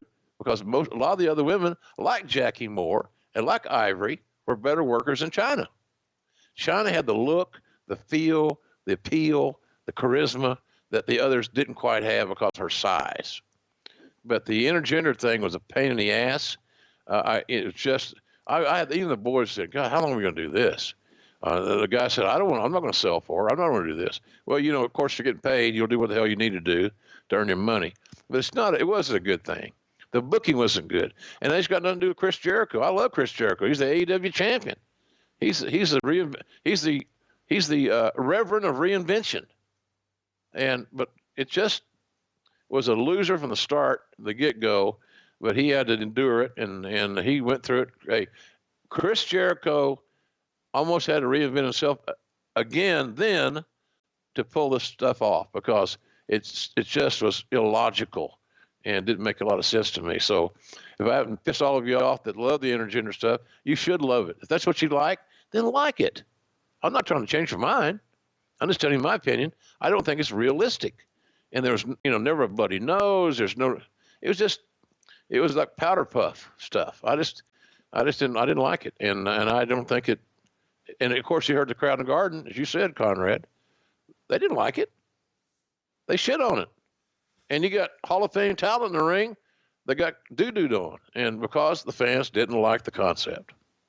What do you think of, putting Bob Holly in the mix? I mean, so far it's really been the Jericho Chyna show, and somebody had to lose. Okay. He was a designated, fall dropper in that one. And, it is also, there were a lot of guys in the success of WWE, during the Attitude Era and the around that time, that there were unsung heroes. Bob Holly was one of those unsung heroes. He always showed up for work, ready to work his ass off, and to be the toughest guy on the card. And I love that attitude. But there are a lot of other dudes that were on that roster as well that were kind of unsung. They filled in gaps. They filled in voids. And on this night, the WWE needed someone to drop the fall in that match, and they didn't want to beat Jericho or Chyna. So Bobby Holly was the designatee, and he did a great job doing it. And by the way, he still looks like a badass today. We should mention he's got an incredible book that I think flew under a lot of people's radar. I want to give it a cheap plug here, because I read it, I guess right when it came out. But I don't think enough people talk about it. It's outstanding. It's the hardcore truth, the Bob Holly story. It's probably 6 or 7 years old now, but you should check it out.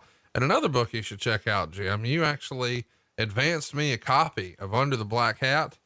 And man, some of the detail you go into in your relationship with Vince McMahon, I don't think there's another wrestling book like this out there anywhere. Well, there's not another person out there anywhere that had the relationship that I have had and still have with Vince McMahon. It was I'm not going to say it's love-hate because I don't like the word hate. It's a lousy ass word we throw around. Hate's not a good thing, but in any way, but nonetheless, nobody had my journey with the chairman as I did. And to get that close to him, I tried to make Conrad objective. There were things that we experienced together that were not to my favor, and I wasn't crazy about them, but it was part of the journey, man. Part of the journey. I can't thank him enough for all he's done for me, but my book is going to be very honest. And I'm sure there'll be some that will say that JR is a no good bastard. He turned on Vince, he made JR rich. He made JR famous. He. Come on. It's a story of two men's relationship by and large, but this book is about my wife and me more than anything. I can't recommend it enough. Go pre-order it right now on Amazon, or better yet, just stay tuned to jrsbbq.com. You can also pick up all your sauce and your jerky and everything else there. More than 1,000 orders so far. Most of the stuff is shipping within 24 hours. But if you go ahead and order the book there when it's released, he's going to make sure that you get an autographed copy. So stay tuned there. But this is going to come out around WrestleMania season into March. I think March 31st is when it's going to go wide. You got to get this book. It's outstanding. And it's a sequel.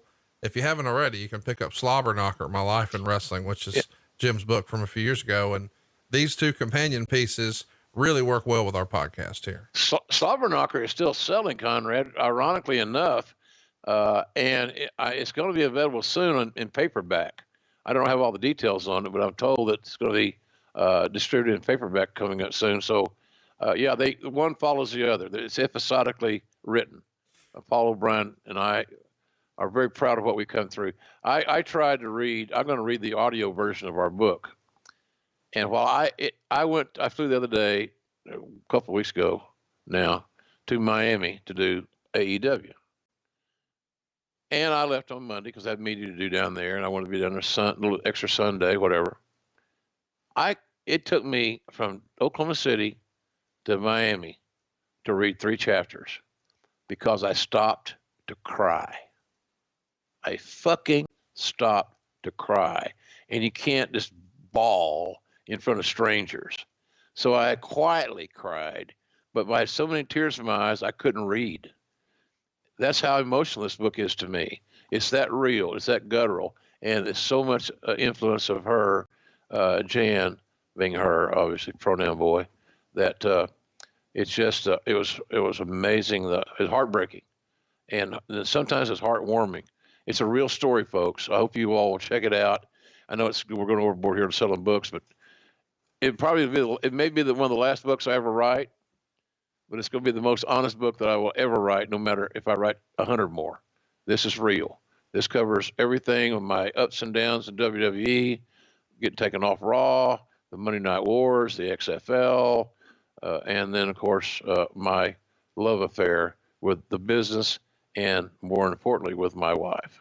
There is a hilarious line in there about you throwing a Hurricane Rana that made me laugh out loud in public. So check it out when it comes out. Let's talk about this match again, though, because Jericho, as we get back to this 3-way IC match, has talked about being in a spot where he's supposed to give Chyna a bulldog, and somehow he forgets where he's at and he just draws a complete blank. And so he's just sort of standing there in the ring trying to remember what exactly they had planned ahead of time. Now, I want to be clear, that's not typical for what Jericho does, but these matches with Chyna, they had to lay out, A, B, C, D, E, F, G. And so it just wasn't registering, and improv is out of the question.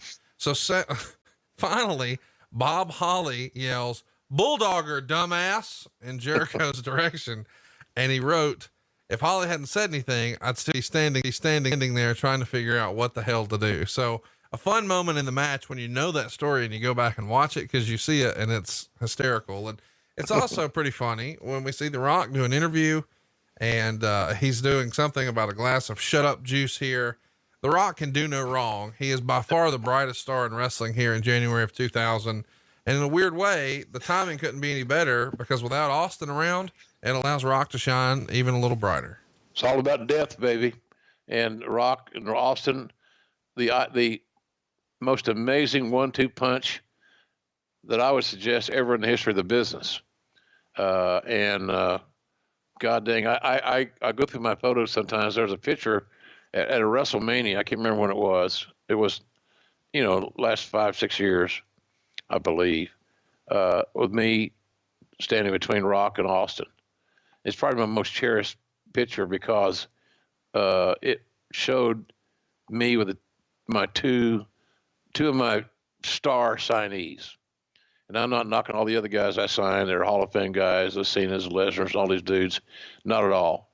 But you got to admit, Conrad, I think you probably would agree with this. Rock and Austin were a different level. Oh, yeah.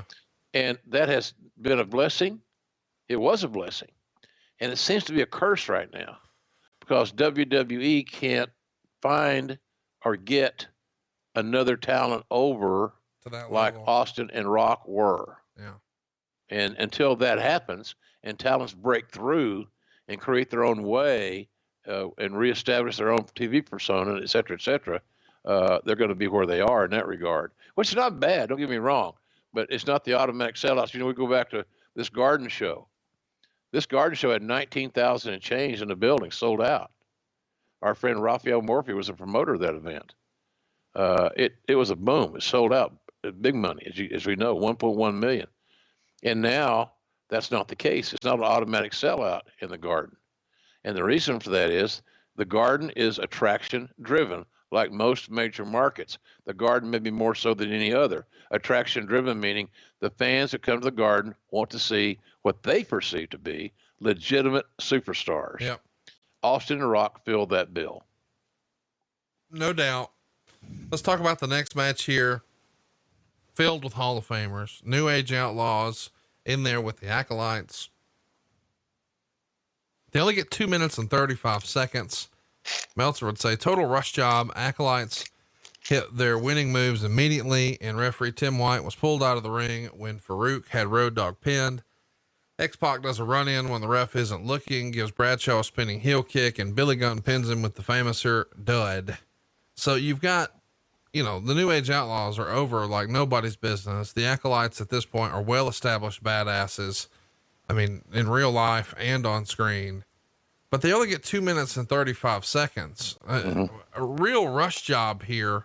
Why so quick? Did you guys think that you had too much on this card? I mean, the three-way IC only gets 7 minutes. The tag tables only gets 10 minutes. Taz and Angle only get 3 minutes. It feels like there's just way too much stuff because some of these matches just aren't given any time. Overbooked card, trying to get everybody that we could on it, which I find ironic because you got a zillion folks in the Royal Rumble match. Right. Anybody that needed to be booked could have been booked through the vehicle of the Royal Rumble match instead of throwing some obligatory matches out there that had no time to develop a story. If you don't have time to develop a story, then why are you doing the match? You know, why? It's sure as hell. Don't let a promoter tell you, well, it's because we're benevolent. Bullshit. It was a miscue, and it was overbooked, and that's what it was. Because when you get to a certain part of the show, you know when you got to be off the air on your satellite time. You know you're drop dead. We got to be off the air blank. And I think knowing what we had coming up, including the Royal Rumble match, including Triple H and Mick Foley, that they needed the time to transact their business. The show was overwritten. You get midway through and shit starts getting cut. And these guys are probably lucky they even made air, but they go in, they wham, bam, thank you, ma'am. 2 minutes and 35 seconds. It was the fate was it was going to be deemed a dud by most. And I think the audience would have been very happy if it had been longer, so it got a better story. All good talents, into entertaining, physical, skilled, no time, because they had to make sure they had the time for the Rumble and for Triple H and Foley for sure. It's just weird because I feel like, you know, to your point, you know, some of this stuff we could have just the bikini match didn't have to be here, but I understand the placement. But yeah, you could have just taken this tag title match off, but maybe you think you need it. And at this point, people have seen, you know, in hindsight, the Chyna thing not being on here wouldn't have hurt anybody. And it sort of is what it is. But I tell you what, it's all worth it for the next match. It's a street fight for the world title. Triple H defending against Cactus Jack. These guys have feuded for a long, long time. Back in 1997, we would see Mankind go toe to toe with Triple H, and eventually it would build and we would see him take on Dude Love. And then Cactus Jack would debut in Madison Square Garden, the same building back in 1997. And they're rolling all the way back then, and it continues. But this one really gets heated up on January 3rd on Monday Night Raw. Triple H wins the world title from Big Show and mocks Foley with an impersonator. A week later, The Rock brings every superstar to the ring and demands that Foley be reinstated, or the entire roster would walk out. Foley was reinstated, and he requests a street fight. Foley and Triple H are in a 4-on-4 tag match later that night. Triple H would pin Foley after using the ring bell and delivering a couple of pedigrees. And after the match, Foley takes his mask off and attacks Triple H. That week on SmackDown, Foley returns to his Cactus Jack persona and takes off the Mankind attire to reveal the Cactus Jack look. And now we're here. And they get plenty of time, 26 minutes and 51 seconds.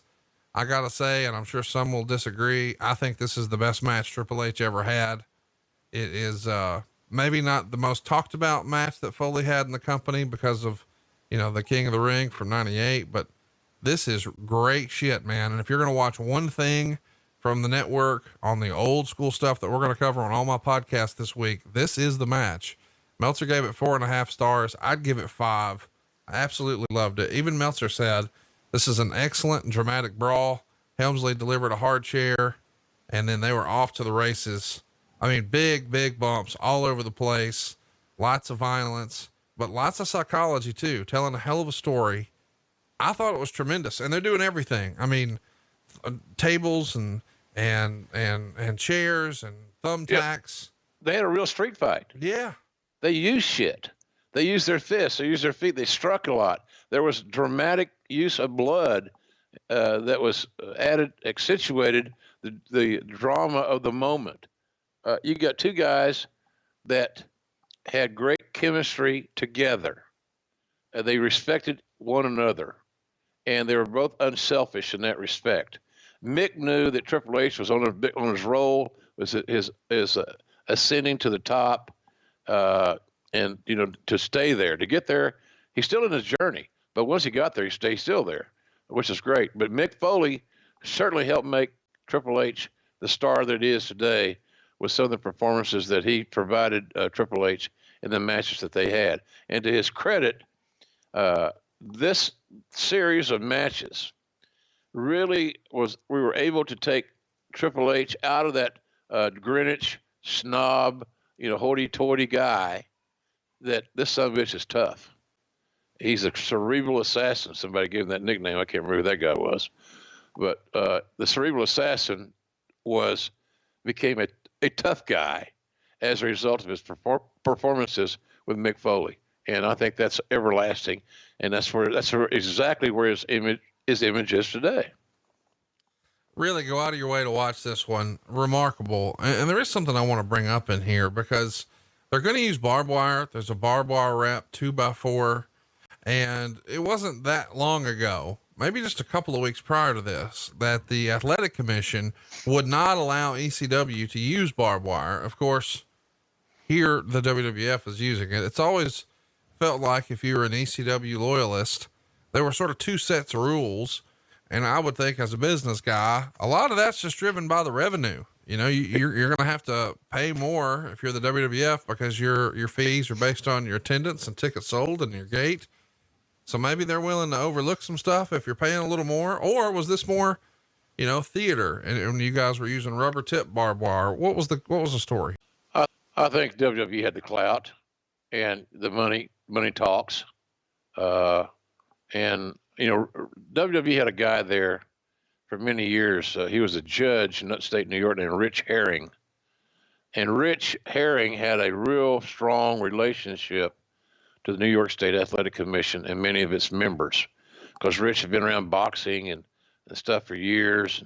And that we always called him the judge because he was, like I said, a judge in upstate New York who worked part-time as a judge and would commute down to Stanford to the office. I think Rich had positive interactions to get that done. But boy, it added so much. It was done the right way. It was done at the right time. It had amazing drama.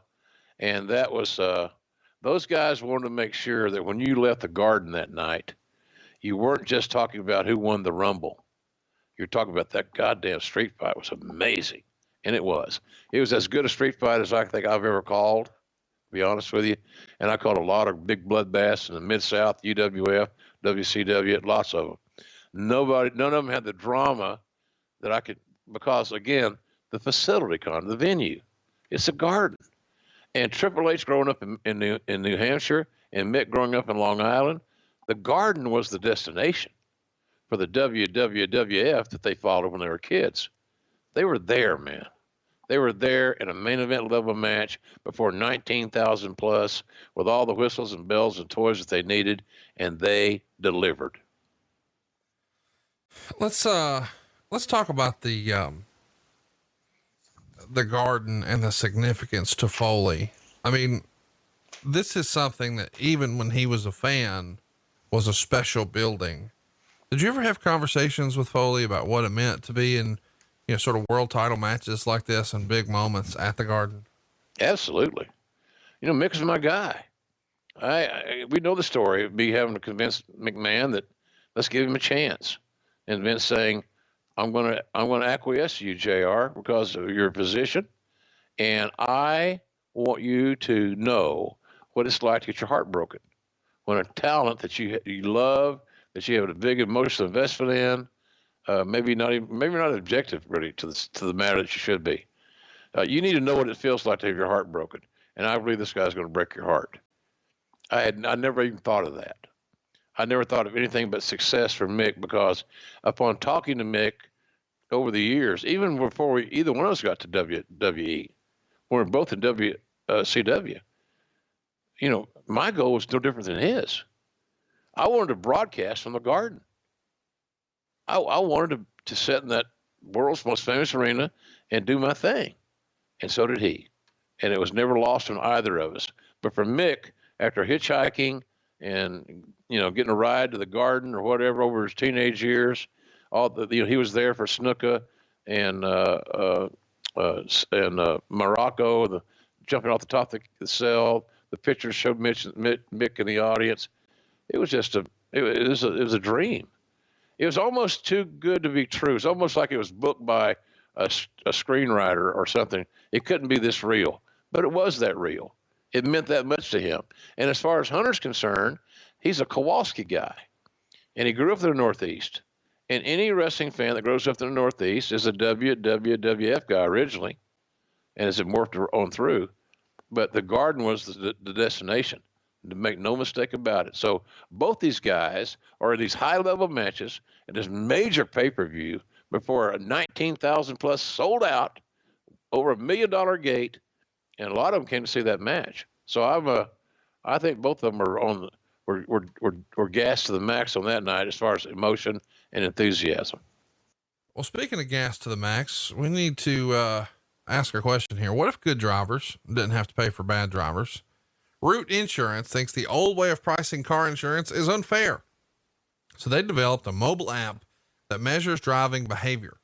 By removing bad drivers from the equation, Root saved good drivers up to 52% in 2019. With Root Insurance, better drivers deserve better rates. And that's why the Root app uses driving behavior as the primary factor to determine car insurance rates. And the result again is 52% is what good drivers saved in 2019. In fact, in 2019, Root is the fastest growing direct insurance company in the United States. And it's easy to understand why. Root is the world's first mobile first car insurance company. And they're going to base their rates primarily on how you drive, not who you are. Better drivers deserve better rates. And this is car insurance made easy. In fact, it's fast and easy car insurance. Your Root insurance card is available right from your phone. And if you get into an accident, you can file your claim directly in the app. It's available coast to coast in 28 states and constantly growing. And you can even earn cash for spreading the word. What's even better than a good driving discount? How about actual cash? Refer your friends and make some money. Here's all you have to do. Download the Root Insurance app and then just drive normally for a few weeks during the Root test drive and see how much money you can save. Don't wait and give Root a try right now. Head to your app store, download the Root Insurance app, and sign up in less than a minute to start your test drive today. That's Root, like ROOT. Again, download the Root app today or visit joinroot.com to learn more and see how much you could save. Not available in all states. Disclaimers may apply. See joinroot.com for more details. But this is a no-brainer. And I'm kind of like, I don't know. A little disappointed. You and I didn't think of this. No kidding, man. I was thinking the same thing. It's so logical, makes so much common sense. Why didn't I think of that? Conrad, why didn't you think of that? You could adopt me. It's a great idea, folks. And look, there's 1 million insurance commercials on television. A lot of money being spent on advertising. Insurance you can't live with it sometimes, but here's what I do know. You damn sure can't live without it. And I love this deal. And of course, the fact that it's named after Conrad's boyhood nickname, The Root, is even better. Go download that Root insurance app right now for free and start your test drive. Find out how much money you can save. It's a no-brainer, man. This is awesome stuff. Let's talk about our main event, man. The Rock is the man. We know that coming in. He is the biggest star on the entire roster at this point, especially with Stone Cold on the shelf, and New York loves him. Everything he does, they're hanging on, his every word. As you said, they come out to see the big stars, and there's a lot of talent here on this one. First out is D'Lo Brown. Next up is Grandmaster Sexay. Then we've got, Mosh from the Headbangers, and we've got Christian out at number 4. Then Rikishi out at number 5, Scotty 2 Hotty at 6, Steve Blackman at 7, Viscera at 8, Big Boss Man at 9, Test at 10, the British Bulldog at 11, Gangrel at 12, Edge at 13, Bob Backlund at 14 here at MSG. Yeah. Chris Jericho at 15, Crash Holly at 16, Chyna at 17, Farouk at 18, Road Dogg at 19, Al Snow at 20, Val Venus at 21, Prince Albert at 22, Hardcore Holly at 23. The Rock is going to come in at number 24, and then Billy Gunn is 25, Big Show is 26, Bradshaw is 27, Kane is 28, The Godfather is 29, and X-Pac draws number 30. This is an interesting Rumble because it feels like there's a lot of talent on here, but it doesn't feel like it's as star-studded as some other ones in the past. Mm-hmm. A lot of guys are pulling double duty, and really sticks out like a sore thumb how many of these guys are no longer with us. Of course, we've lost Grandmaster Sexay, we've lost Viscera, we've lost Big Boss Man, we've lost Test, we've lost the British Bulldog, we've lost Chyna, we've lost Crash Holly. There's a lot of these guys who are no longer with us, and this wasn't all that long ago. When you watch this one back for the first time in a long time, what really stood out to you? Well, I had some mixed emotions, quite frankly, to be honest with you.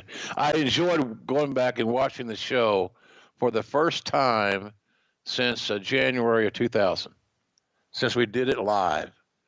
The only other time I saw clips of it were when they were in packages that we're using to build something else subsequently after the Royal Rumble.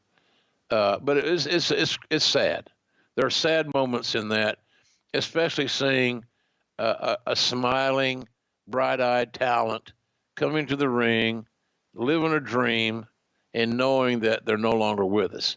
It's just not easy to digest. And you wish there was something you wish it wasn't that way, but it was. But the reality of life is what it is. So, but this show was built around The Rock. Austin gone, The Rock had to be featured, and I thought we did a nice job. And of course, Dwayne did a great job of running with the opportunity to get over more. And he certainly did that on that night, I thought. One of the other guys that you really spend a lot of time making is Rikishi. And, he's a big fella. He's in there 16 minutes and 23 seconds, but he has 7 eliminations. And when it's time for him to actually get eliminated, it takes Big Boss Man, Bob Backlund, Edge, Gangrel, Test, and the British Bulldog. So you're really making Rikishi here for the year 2000. Why was Vince so high on Rikishi here at Rumble 2000?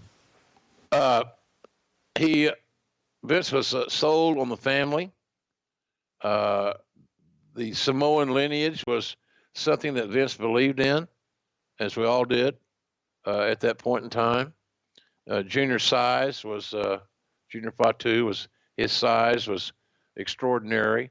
He had a very what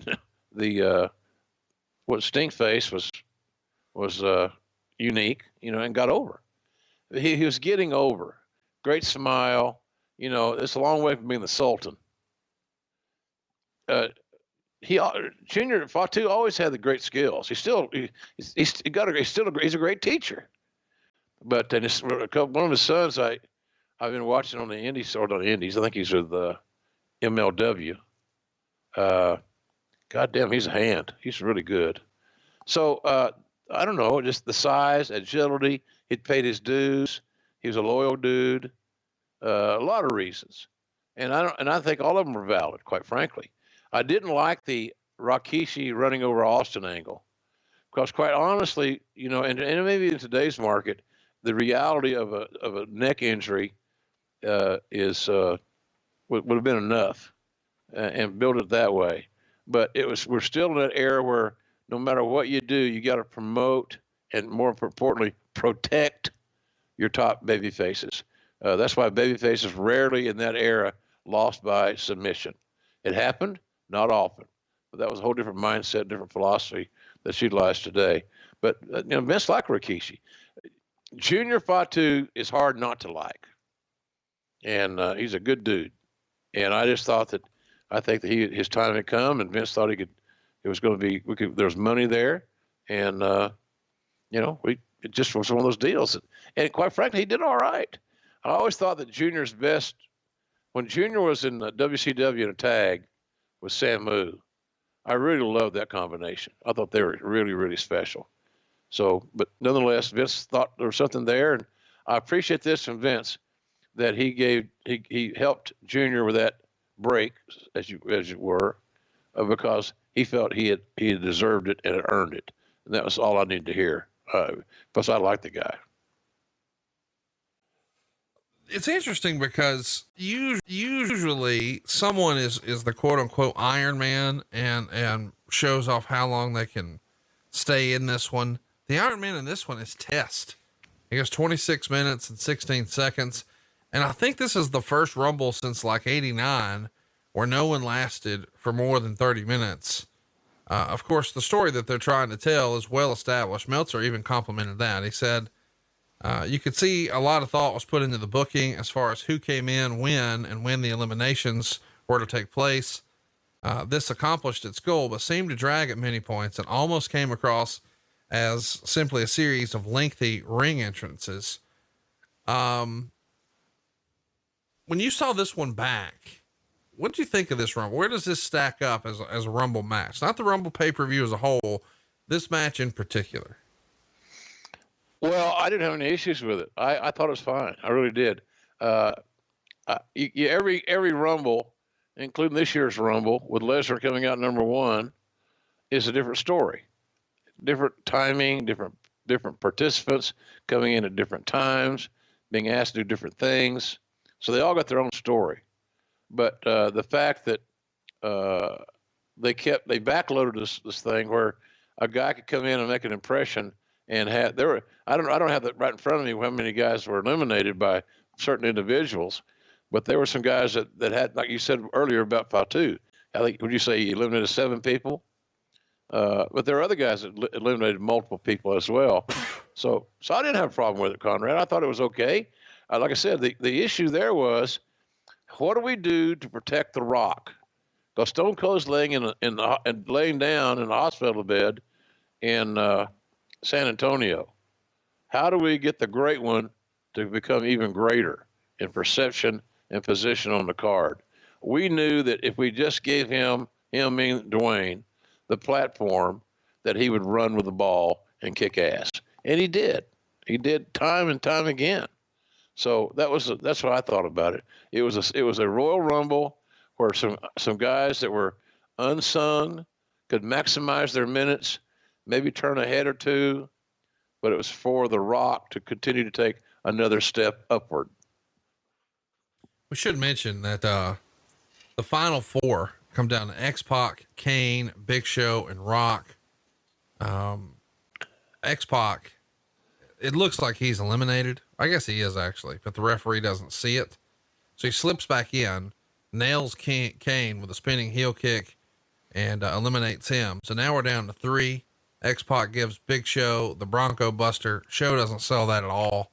Then he presses X-Pac over his head, dumps him out in front of the ref. So now we're down to our final two. And eventually The Rock gets Big Show down, gives him the people's elbow. Crowd goes nuts for that. He's coming back though with a choke slam. He's going to throw The Rock over, but Rock grabs the top rope to avoid his foot hitting the floor. And then Show goes all the way over. And Meltzer would say they got you ready for this finish by showing you the Bulldog Shawn Michaels finish, where they were the last two and Michaels was thrown out, but both feet didn't touch the floor. He comes back in and wins. Afterwards, of course, Show would attack Rock and throw Rock over the top rope. But by this point, he's already won. 2 3/4 stars. What'd you think of the finish? You know, we managed to get the people's elbow in and try to tell a story along the way. We accomplished everything that we needed to accomplish at the end of the match. The Rock standing tall, overcoming the odds, avoiding the biggest challenge physically in the company, in the Big Show. We accomplished what we needed to accomplish. Now, again, everything's subjective. It may not have been the best Rumble. You know, you mentioned that. I didn't think it was a bad Rumble. You didn't say that either, by the way. No. But again, what was your goal, guys, to writing this show? Pat Patterson did the lion's share of the work when formatting the Rumble. That was his creation. I mean, as far as even here, is he formatting entrances and exits? I think he's probably formatting the order of entry and the order of out. Yeah. I can't remember when that responsibility was largely taken off of him, but I know that for many years it was his. It was him and Bruce. Right. And Bruce would kind of keep the records and make sure Pat stayed focused, but largely the vision of who came out when and how you'd accumulate so many guys that you'd have a big star come in, make an impact by eliminating several guys. And I think that's probably what's going to happen this year with Lesnar. You load it up, Lesnar unloads it. You load it up, Lesnar unloads it. Then you take care of your business at the end. And so Patterson was brilliant at that. And to Bruce's credit, he and Pat worked very, very well together in that era. And the Royal Rumble was one of their big projects. I think they ate a lot of hot dogs at Swanky Frank's when they were supposed to be working. I kidded them about that deal, but of course you're in the creative vein. You can be creating anywhere you are, even eating a grilled hot dog at Swanky Frank's in Norwalk. The timing of the entrances is something that's been debated a lot. I think they're calling it, or it's been nicknamed Titan Time. Meltzer says, it was said ahead of time that it would be 1 minute between entrances, but it was ranging from 1.5 minutes to about 1:50 minutes. So it was clear they were playing this one by ear. Who do you think is sending guys? Is that Bruce on a headset in the back? Yeah, it's grill position. And everything's going to be based on how much time is left in the show to finish our business. So it's just a simple matter of mathematics. But as we said earlier, in my opinion, the show was a little bit overwritten in as much as that we had too much show that resulted in some very short matches for no obvious reason other than the show was just mistimed. Too much. So that's kind of how I look at that. It just was too much. And again, the issue is real simple here. What was your goal? The goal was to get The Rock over. Was that accomplished? I believe it was. So therefore, mission accomplished. And whether it was artistic success or I didn't like that, this guy came in too early, this guy came in too late. Okay, fine. That's your prerogative. But the goal was to get The Rock over and his hand raised, and that's exactly what we did. And I thought in fine fashion. Really, really good stuff. We should mention that the fallout from this show, we are going to see a rematch at No Way Out with Cactus Jack and Triple H. And we know what the stakes are going to be. It's a retirement stipulation that only lasts 2 months. And then Cactus is back at WrestleMania. And he's written about that he wishes he had that one back.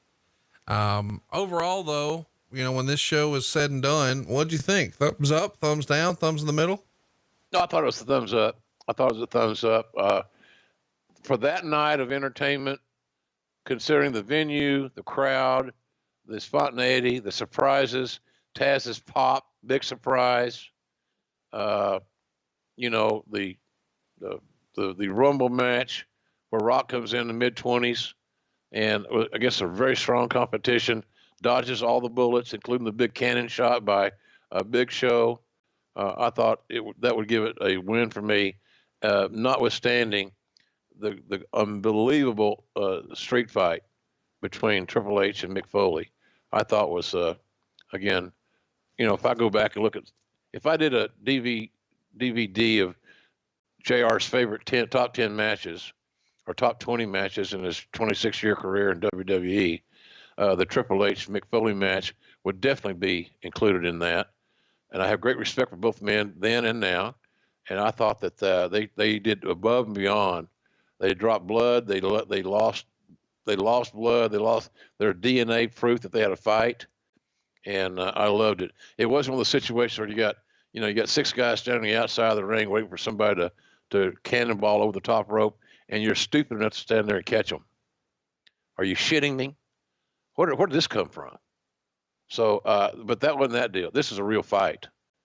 Or at least, of course, it looked like a real fight, which is all that matters. Yeah, it's so real that at one point Triple H takes a bump on the stairs, and to use a wrestling term, his leg was lacerated. Like, he's bleeding from the calf to the point that he needs stitches. And when he shows up on Raw the next night, you have commentary, as he shows up with a bandage on his head, said that he had to get stitches in his head and on his calf. And, of course, as him and Cactus Jack are doing a promo, he's like, if I were you, I wouldn't want to face me again either. And of course, we know what we're going to set up towards. Raw the next night would have a main event with Rock and Rikishi on one side. That shows you what they're doing with Rikishi. He's in the Raw main event against Big Show and Triple H. And that show, even though that may not sound like, oh, that's a main event I want to see, it gets a 6.8 rating. Man, people would stab their mom to have a 6.8 rating. I think it's that Southern announcing. Yes, there you go. Lawler, JR, those two goddamn old decrepit hillbillies, they must have done something right. But no, it's all about the talent. And the show is hot. Remember, it's following the Royal Rumble, which was hugely publicized, got a lot of buzz, and it just was, I didn't know we'd do that good, but a 6.8 rating, are you kidding me? Can you imagine the celebrations that would be had today if Raw got a 6.8 or AEW got a 6.8 or anybody in the world at SmackDown got a 6.8? My buddy Jacob Ullman at Fox would be doing cartwheels. Tony Khan would be having a celebration. 6.8 ain't given away. And that's an accomplishment. And so I just thought we were hot right then. And look, Conrad, you can't discount how important The Rock was to us. I'm not giving him all the credit. That would not be fair because he never went out there and had great matches by himself. Right. So this is not an a cappella business. But by having him and him being unencumbered by Austin. Right. Him having the sole focus on him and being able to groom him and build him and let him grow and elevate was amazing timing.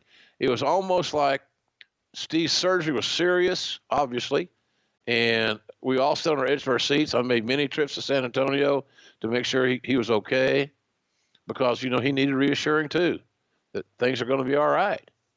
And they were. He got some more time. But having The Rock there was so massive in 2000 for WWE. It just speaks to the fact that you had the greatest box office sensation in history having neck surgery. And we didn't miss a beat at the box office with Dwayne Johnson carrying the ball. We got a lot of questions about this show on Twitter, but before we get there, I want to start with a question. Jim, what's your dick hair looking like these days?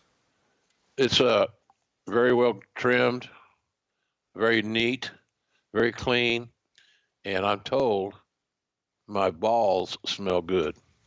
Hey, I gave my son-in-law, they were over here recently to celebrate my birthday and my granddaughter's birthday, and I gave him I had some extra manscaping material, like the lawnmower. And you know that my daughter and my son-in-law, my youngest daughter, my son-in-law, now he's not a Manscaped subscriber, but they had seen the ads. They thought they were so clever and so funny and intriguing that they knew what the lawnmower was for.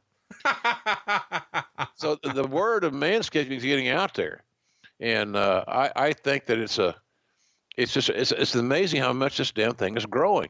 You know, Conrad, when we first started doing manscaping commercials, I thought this would last a few weeks.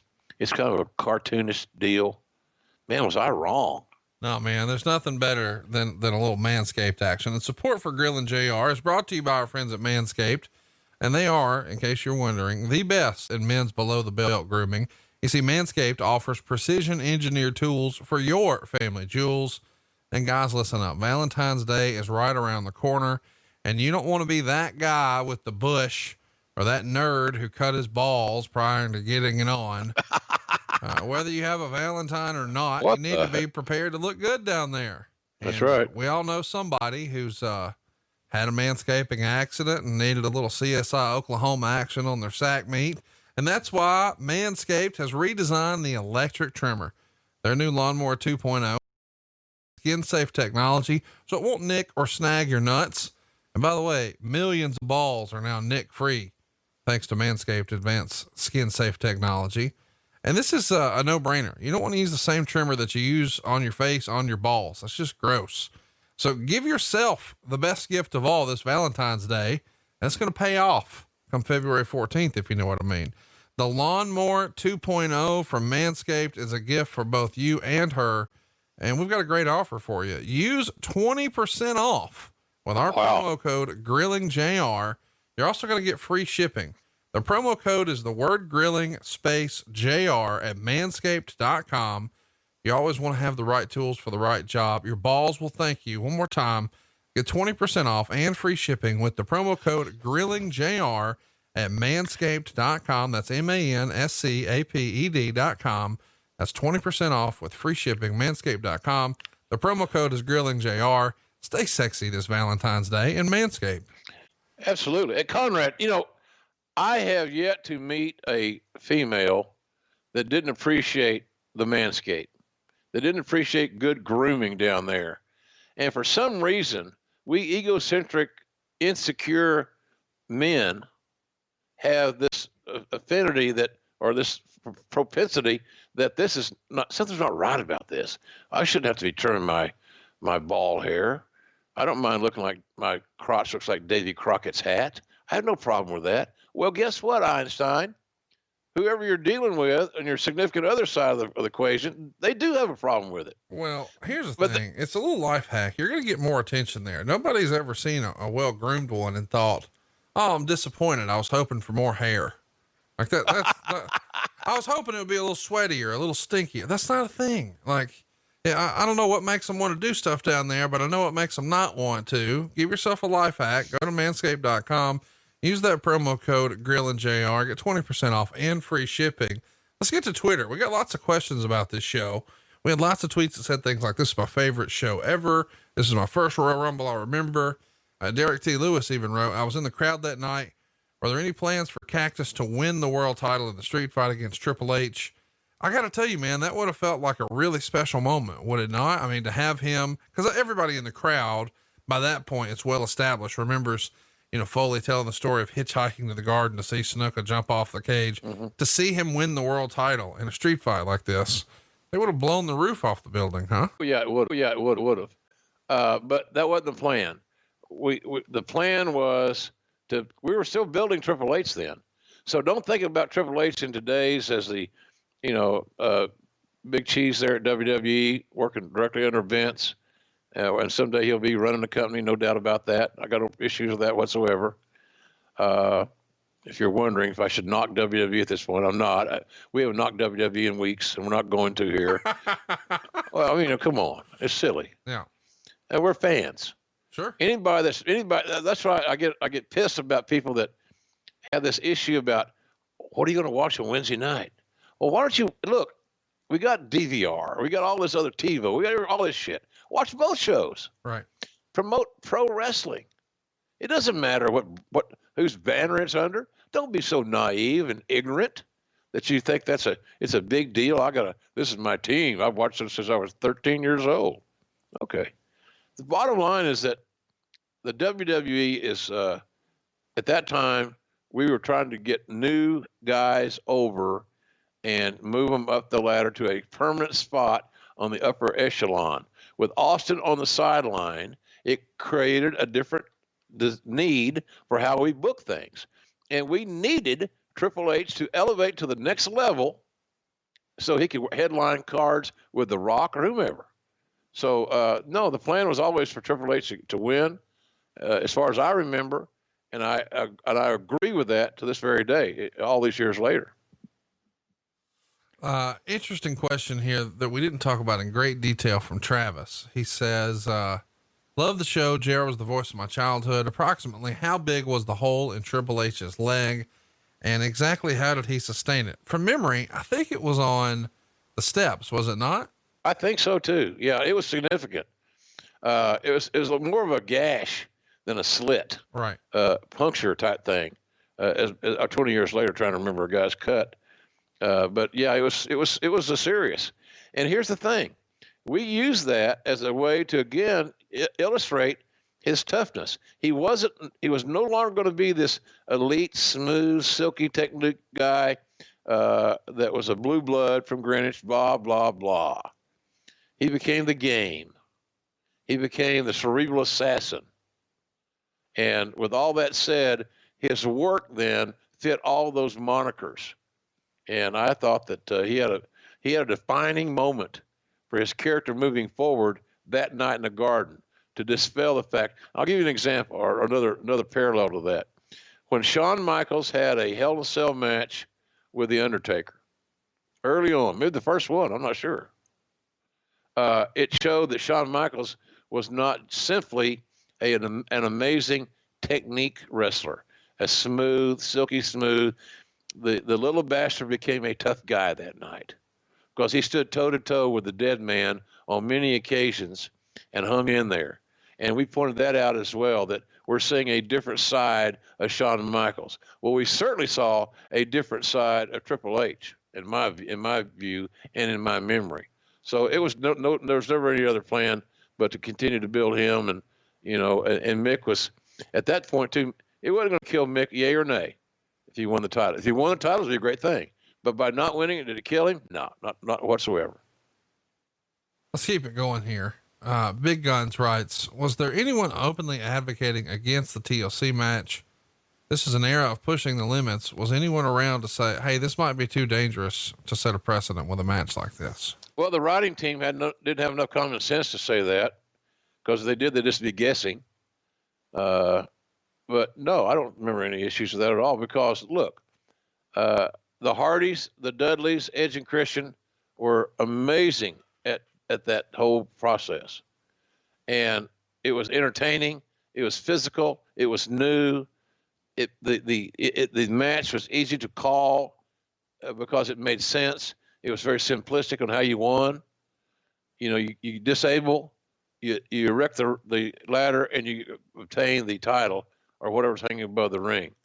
So no, nobody had any issues with it. I never believed at the time that it would be a thing where you'd have TLC pay-per-views, which I still don't think is a good idea. Sure. Where you have a tables match, and you have a chair match, and a ladder match, and then you have them all in one deal. It's stupid, bad booking, because you got too much duplicity in what you see in the ring using the same gimmicks.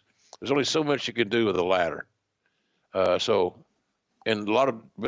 there's things you can do. Don't get me wrong, but there's not a lot you could do that you have never seen before. But the Hardys, the Dudleys, and Edge and Christian, they did all they could to make sure those matches were different and unique. And again, having bookers like, when we had this match here, we had the Hardys and the Dudleys. Well, damn, man, you got Bubba booking his side, you got Matt Hardy booking his side, and it worked. One of the things that I saw as I'm looking through the questions here on Twitter is about that Triple H leg injury. And Dan Coyle believes that he was suplexed on the wooden pallet, and that's when the leg injury happened. And apparently on the original Royal Rumble DVD that was released, there's extra footage of Hunter being attended to by the medical staff. So it was pretty serious, as you said. Yeah, it was a serious puncture. It looked bad, looked ugly. But here's the thing, folks. Decisions that Triple H makes, things he said. He made that comment that I'm sure he regrets about Paige. She may have had children, but she may not remember it. I know he was going for comedy. I know he's trying to be funny, lighten the moment, but it was bad timing. I'm sure he regrets it. I'm assuming he does. If he doesn't, then he needs to reevaluate his game plan because he ain't bulletproof. The company ain't bulletproof. But he's the storm there. Think of this. Think of the pain he was in from his leg, from his getting his body beat on. We take for granted all these. They're working punches. Well, go back and watch this match. Right. Look at the things these cats did to each other. They were working, but they were working damn sure stiff and physical. And neither man bitched or moaned. They did it. They did it for the fans. They did it for the goodness of the match. And so again, if you want to go back and watch Mick Foley, maybe at his all-time best, and certainly Triple H at his all-time best in the Cerebral Assassin era, this is the match to go see, man. And if you're a wrestler and you're looking at how can I make my no disqualification / street fight match be more impactful, memorable, you might get some good ideas from watching this one.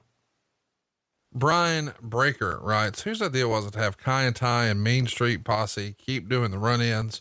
We didn't really talk about that when we talked about the match, but that was an interesting idea. And I know that Bruce was real high on both of those outfits. Yeah, me too. I like Kai and Ty. I know Bruce really liked Dick Togo. Obviously, Dick Togo. I'm kidding. He's still really good friends with Funaki, as far as I know. Sure. Funaki, the big Green Bay Packer fan who lives in San Antonio, good kid. He's still there, man. We brought Funaki, Taka, Michinoku, Dick Togo, and what's the other guy's name? He was oh God, Men's Teo, yeah. Good little group. They all can work, and good guys. Never a goddamn peep out of them. They're always at work on time. They were dedicated. They were loyal. They were team players, and of course, the Mean Street Posse got they got in because of Shane. They're legit high school buddies from Greenwich High School. Rodney and Pete Gasparino. Interesting question from Big Strong Boy. He writes, do you book a Royal Rumble backwards? I don't think I've ever really thought about that, but that probably makes sense, right? You start with the finish in mind. Yeah, absolutely. Any great program, anything you do in that regard, you start at the very top of your card that you perceive to be your main events and work out the finish. And then you protect what's being used in that finish for the rest of the card. That's the idea. Unfortunately, we all have seen it to where you say, well, how many topes, the suicide dive through the second and third rope, how many of those you get in a match? When you got one or two, they stayed special. Talents today don't realize that the dives outside that never beats anybody. Nobody ever dives outside, hits their move, then throws the fellow back in the ring and pins him. That never happens. So all it is a glorified high spot that now is overused. It used to be special when it was used infrequently. It was kept special. It's not that way anymore. So I'm a big believer that the reality of what Foley and Triple H did, they didn't do that stuff. They had their own match, and it worked out very, very well. But I like the Mean Street Posse. Hey, they're good team players. They wanted to learn. They're good guys, and they got over the fact that the boys all knew they were Shane's buddies. They had not, quote unquote, paid their dues. They had not been in territories for years, et cetera, et cetera. But they got over in the locker room because they were men's men. They were athletes, and they worked their ass off. Were they great? I don't know if they were great, but were they additions, positive additions to what we were doing at that time in that role? There was a role for the Mean Street Posse. That was not on top, but it was a role. And they filled their role. They played their position, I thought, very well. Interesting question here that we get all the time that you and I've never really talked about. Randy Orings writes in, what's your opinion of the old simple stages like we see here with a taxi and a street light compared to the bright LEDs today? So the concept being these days, every entrance set is the same, whether it's Raw or SmackDown or whatever, and they utilize the LEDs to sort of dress it up. They had a much different approach here. LEDs aren't really what they are now. And so they had set design. Do you miss that? No, I've never been a big proponent, Conrad, of the set design. I mean, you're always, when you go and, I saw those set designs for the first time, much more often than not, for the first time when I got in the arena that day. I didn't look at the artwork. It wasn't passed around. They generally want to keep it kind of confidential. But I've never been a big fan of that. I'm a bigger fan of what happens bell to bell. I'm a bigger fan of what in the presentation, overall presentation, but the physical set, you want it to be nice and unique and different, fit the moment, fit the title of the show. But other than that, I was kind of nonplussed by all that stuff. Maybe it's just my age. It just didn't seem like to me it was as big a deal. Now I'll tell you this: a week or so ago, we did Bash at the Beach, right? Yeah. At AEW down in Miami. Well, I got texts from people who said, "I'm going to be very disappointed if there's not sand and palm trees," and they named all these props they needed to have there to make them happy. And I never realized it was that big a deal to some people. Right.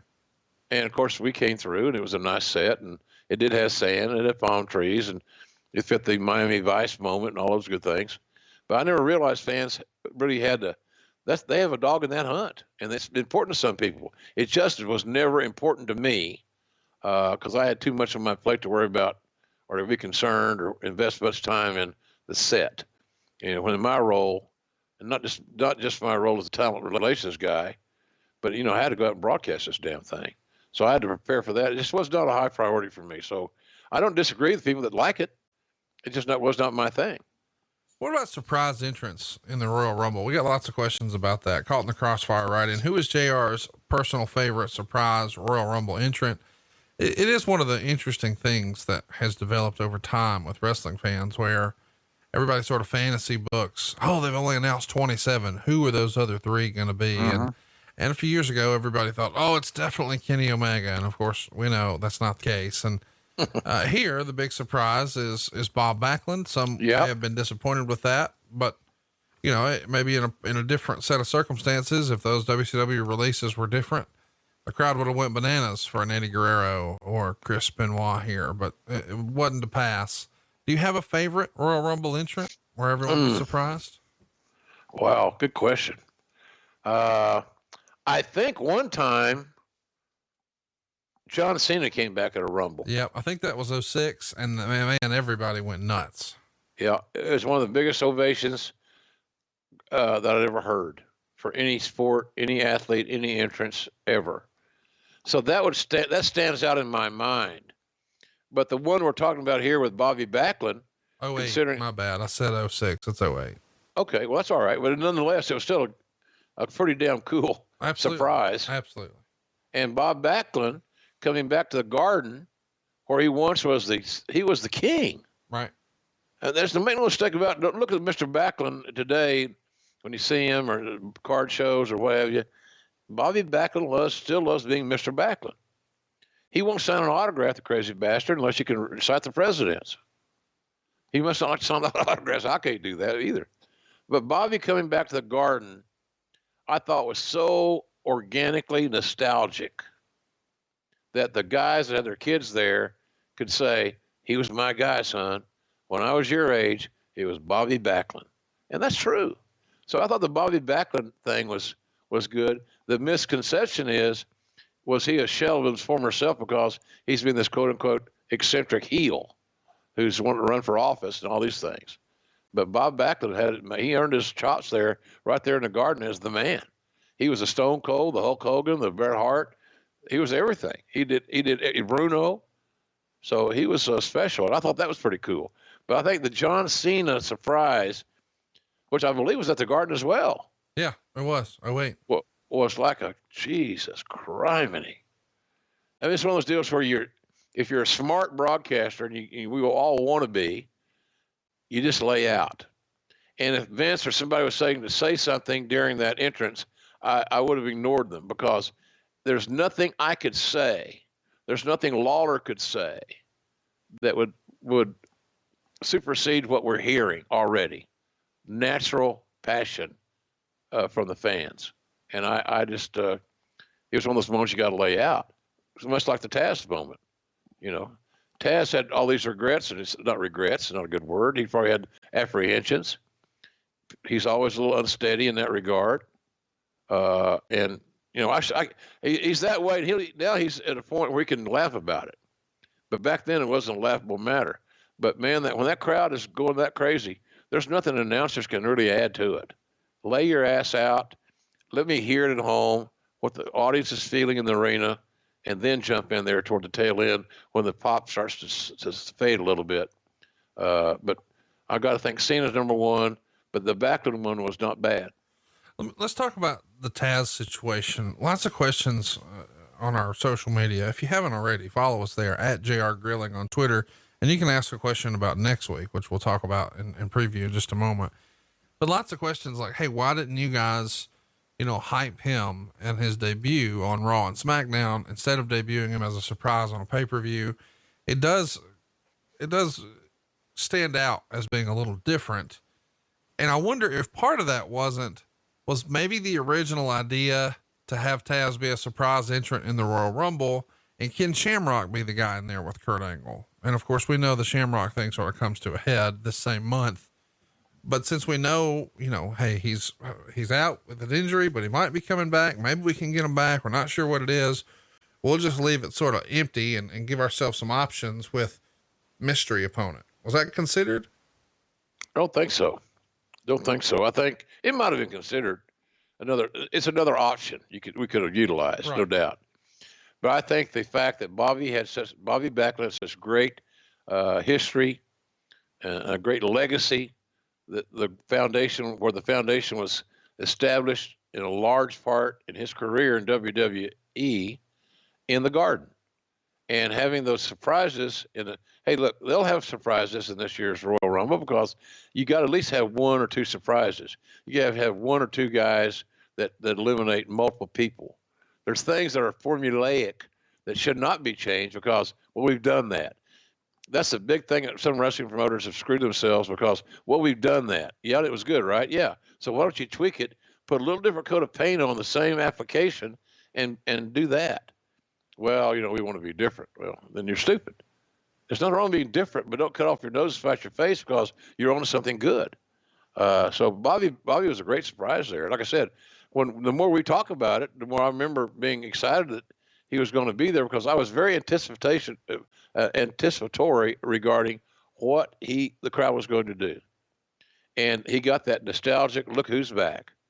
And so they embraced him for a while. Then, of course, he's not the same Bob Backlund. They knew that, back in the day, and all those great matches in the Garden, and the boy face champion, was a different deal. So I don't know. I think Bobby was a great surprise. Don't think there's any other choice in that deal. The Shamrock thing was a little bit, again, tenuous on both sides. I think Vince had a regard to Kenny. Well, Kenny was doing so well for us, and I know he was in line to make a lot more money. And I know that as he continued to grow his game, he'd be in more main events. Therefore, the money would be there automatically, because you're going to get paid more if you're in those main events. But, I think Vince's issue with Kenny might have been Vince didn't feel that Kenny was totally committed to WWE as long as he kept talking about the MMA fights. So like I said earlier, we were talking about this, the MMA fights just did not get out of the system of Kenny Shamrock. And that was troubling when you're trying to build a top guy. If we had only had plans to use Kenny Shamrock part-time, Conrad, then him going and fighting and coming back and using Kenny part-time underneath is one thing. But to know that you got a top guy here that if you got him full time, you can make a bona fide major main event star out of. That's another issue. And the feeling was he loved MMA fighting so much at that time of his life, that we weren't going to be he wasn't going to take us to the prom. And so it was better off just to decide not to be available for the prom. And if he gets the fighting out of his system and he's healthy and everything's good, then we might review it later on. But that later on never did really come. Lots and lots of questions and feedback about Mick Foley taking the pedigree on the thumbtacks. Did anybody try to talk him out of that? I doubt it. It wouldn't have done any good. If it came down from Vince to veto it, then that's another story. But quite frankly, I don't know if anybody tried to talk Mick out of those things. He was lucky that he had a free reign to do what he thought was applicable in those type matches. And again, here's another thing about that. I talked about how great I thought that Bubba Dudley's booking acumen is then, and still is, by the way, and how much I enjoy his thoughts on the business on Busted Open on Sirius XM channel 153. But you had two guys that had booking abilities, Triple H and Mick Foley. So they're booking their own match. They got an agent. They got somebody that's kind of helping them, navigate. But basically, it's up to them. And who better would you want to work out that match? But those two guys, they're going to do more. They're going to entertain the audience more. It just works. So I don't think they were vetted or it's sanitized, because what the hell? What else could they have been wanting to do that they didn't do? They both bled like hogs. They beat the shit out of each other with inanimate objects that you can't work with very well. They hurt each other. They pushed the limits. What else could they have left? What do we leave out? What would they have added? I got to say nothing. So they were given full reign on creativity, and that's good. That's why I believe, why do you like this AEW brand? Because we don't have writers, and the talents are obligated to come up with a lot of their own stuff. You think Jericho waits on somebody to give him the marching orders on what he's going to do with John Moxley, or vice versa with Moxley and Jericho? No, that's them being able to be creative and live that creative dream, so to speak, because they know what they can do better than anybody else and do it well. So, no, I think nobody would have said anything about that, Conrad, because we trusted Mick not to go crazy. And that may have been a mistake, quite frankly, because Mick always took it to the very edge, man. And because he loved what he was doing as so much. And sometimes that could be the old blessing, or it could be a curse.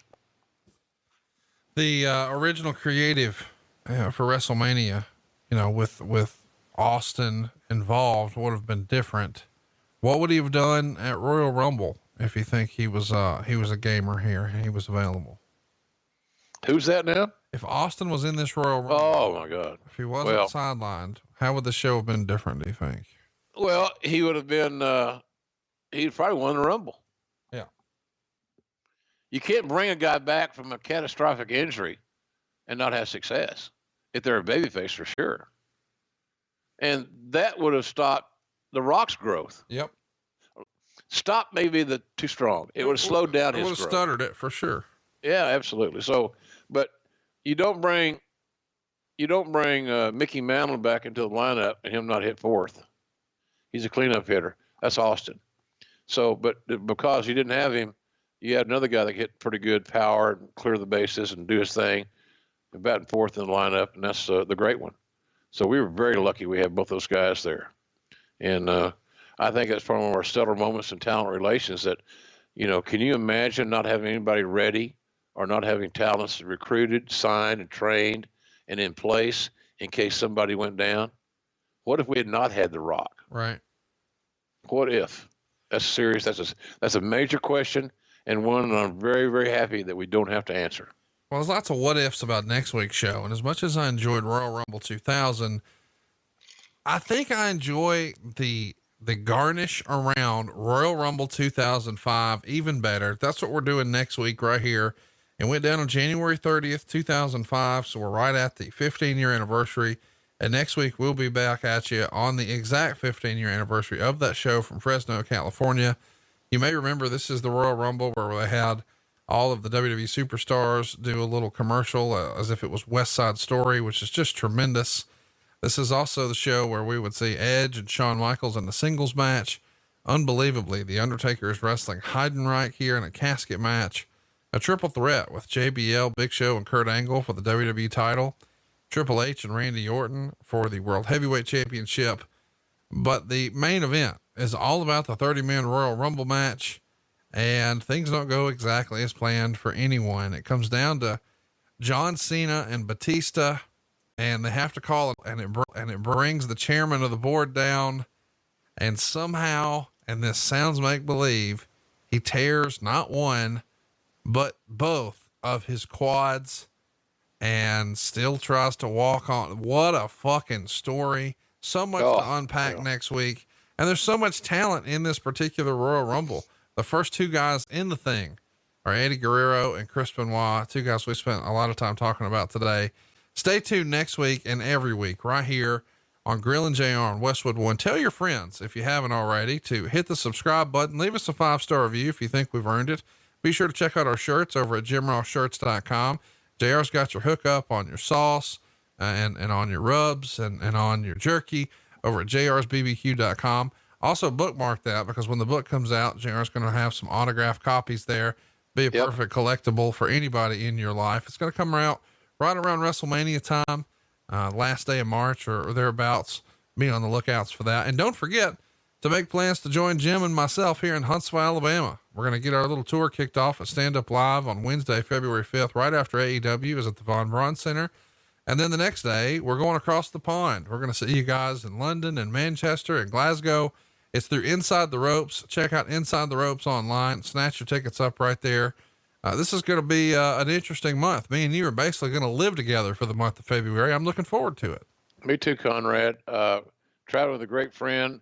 We're going to entertain the fans, no doubt about it. And I'm excited about working with Kenny McIntosh and all his great team. He's got a wonderful team. They take care of you like they're your family. And I love going over there. But folks, in reality, the reality of this is this.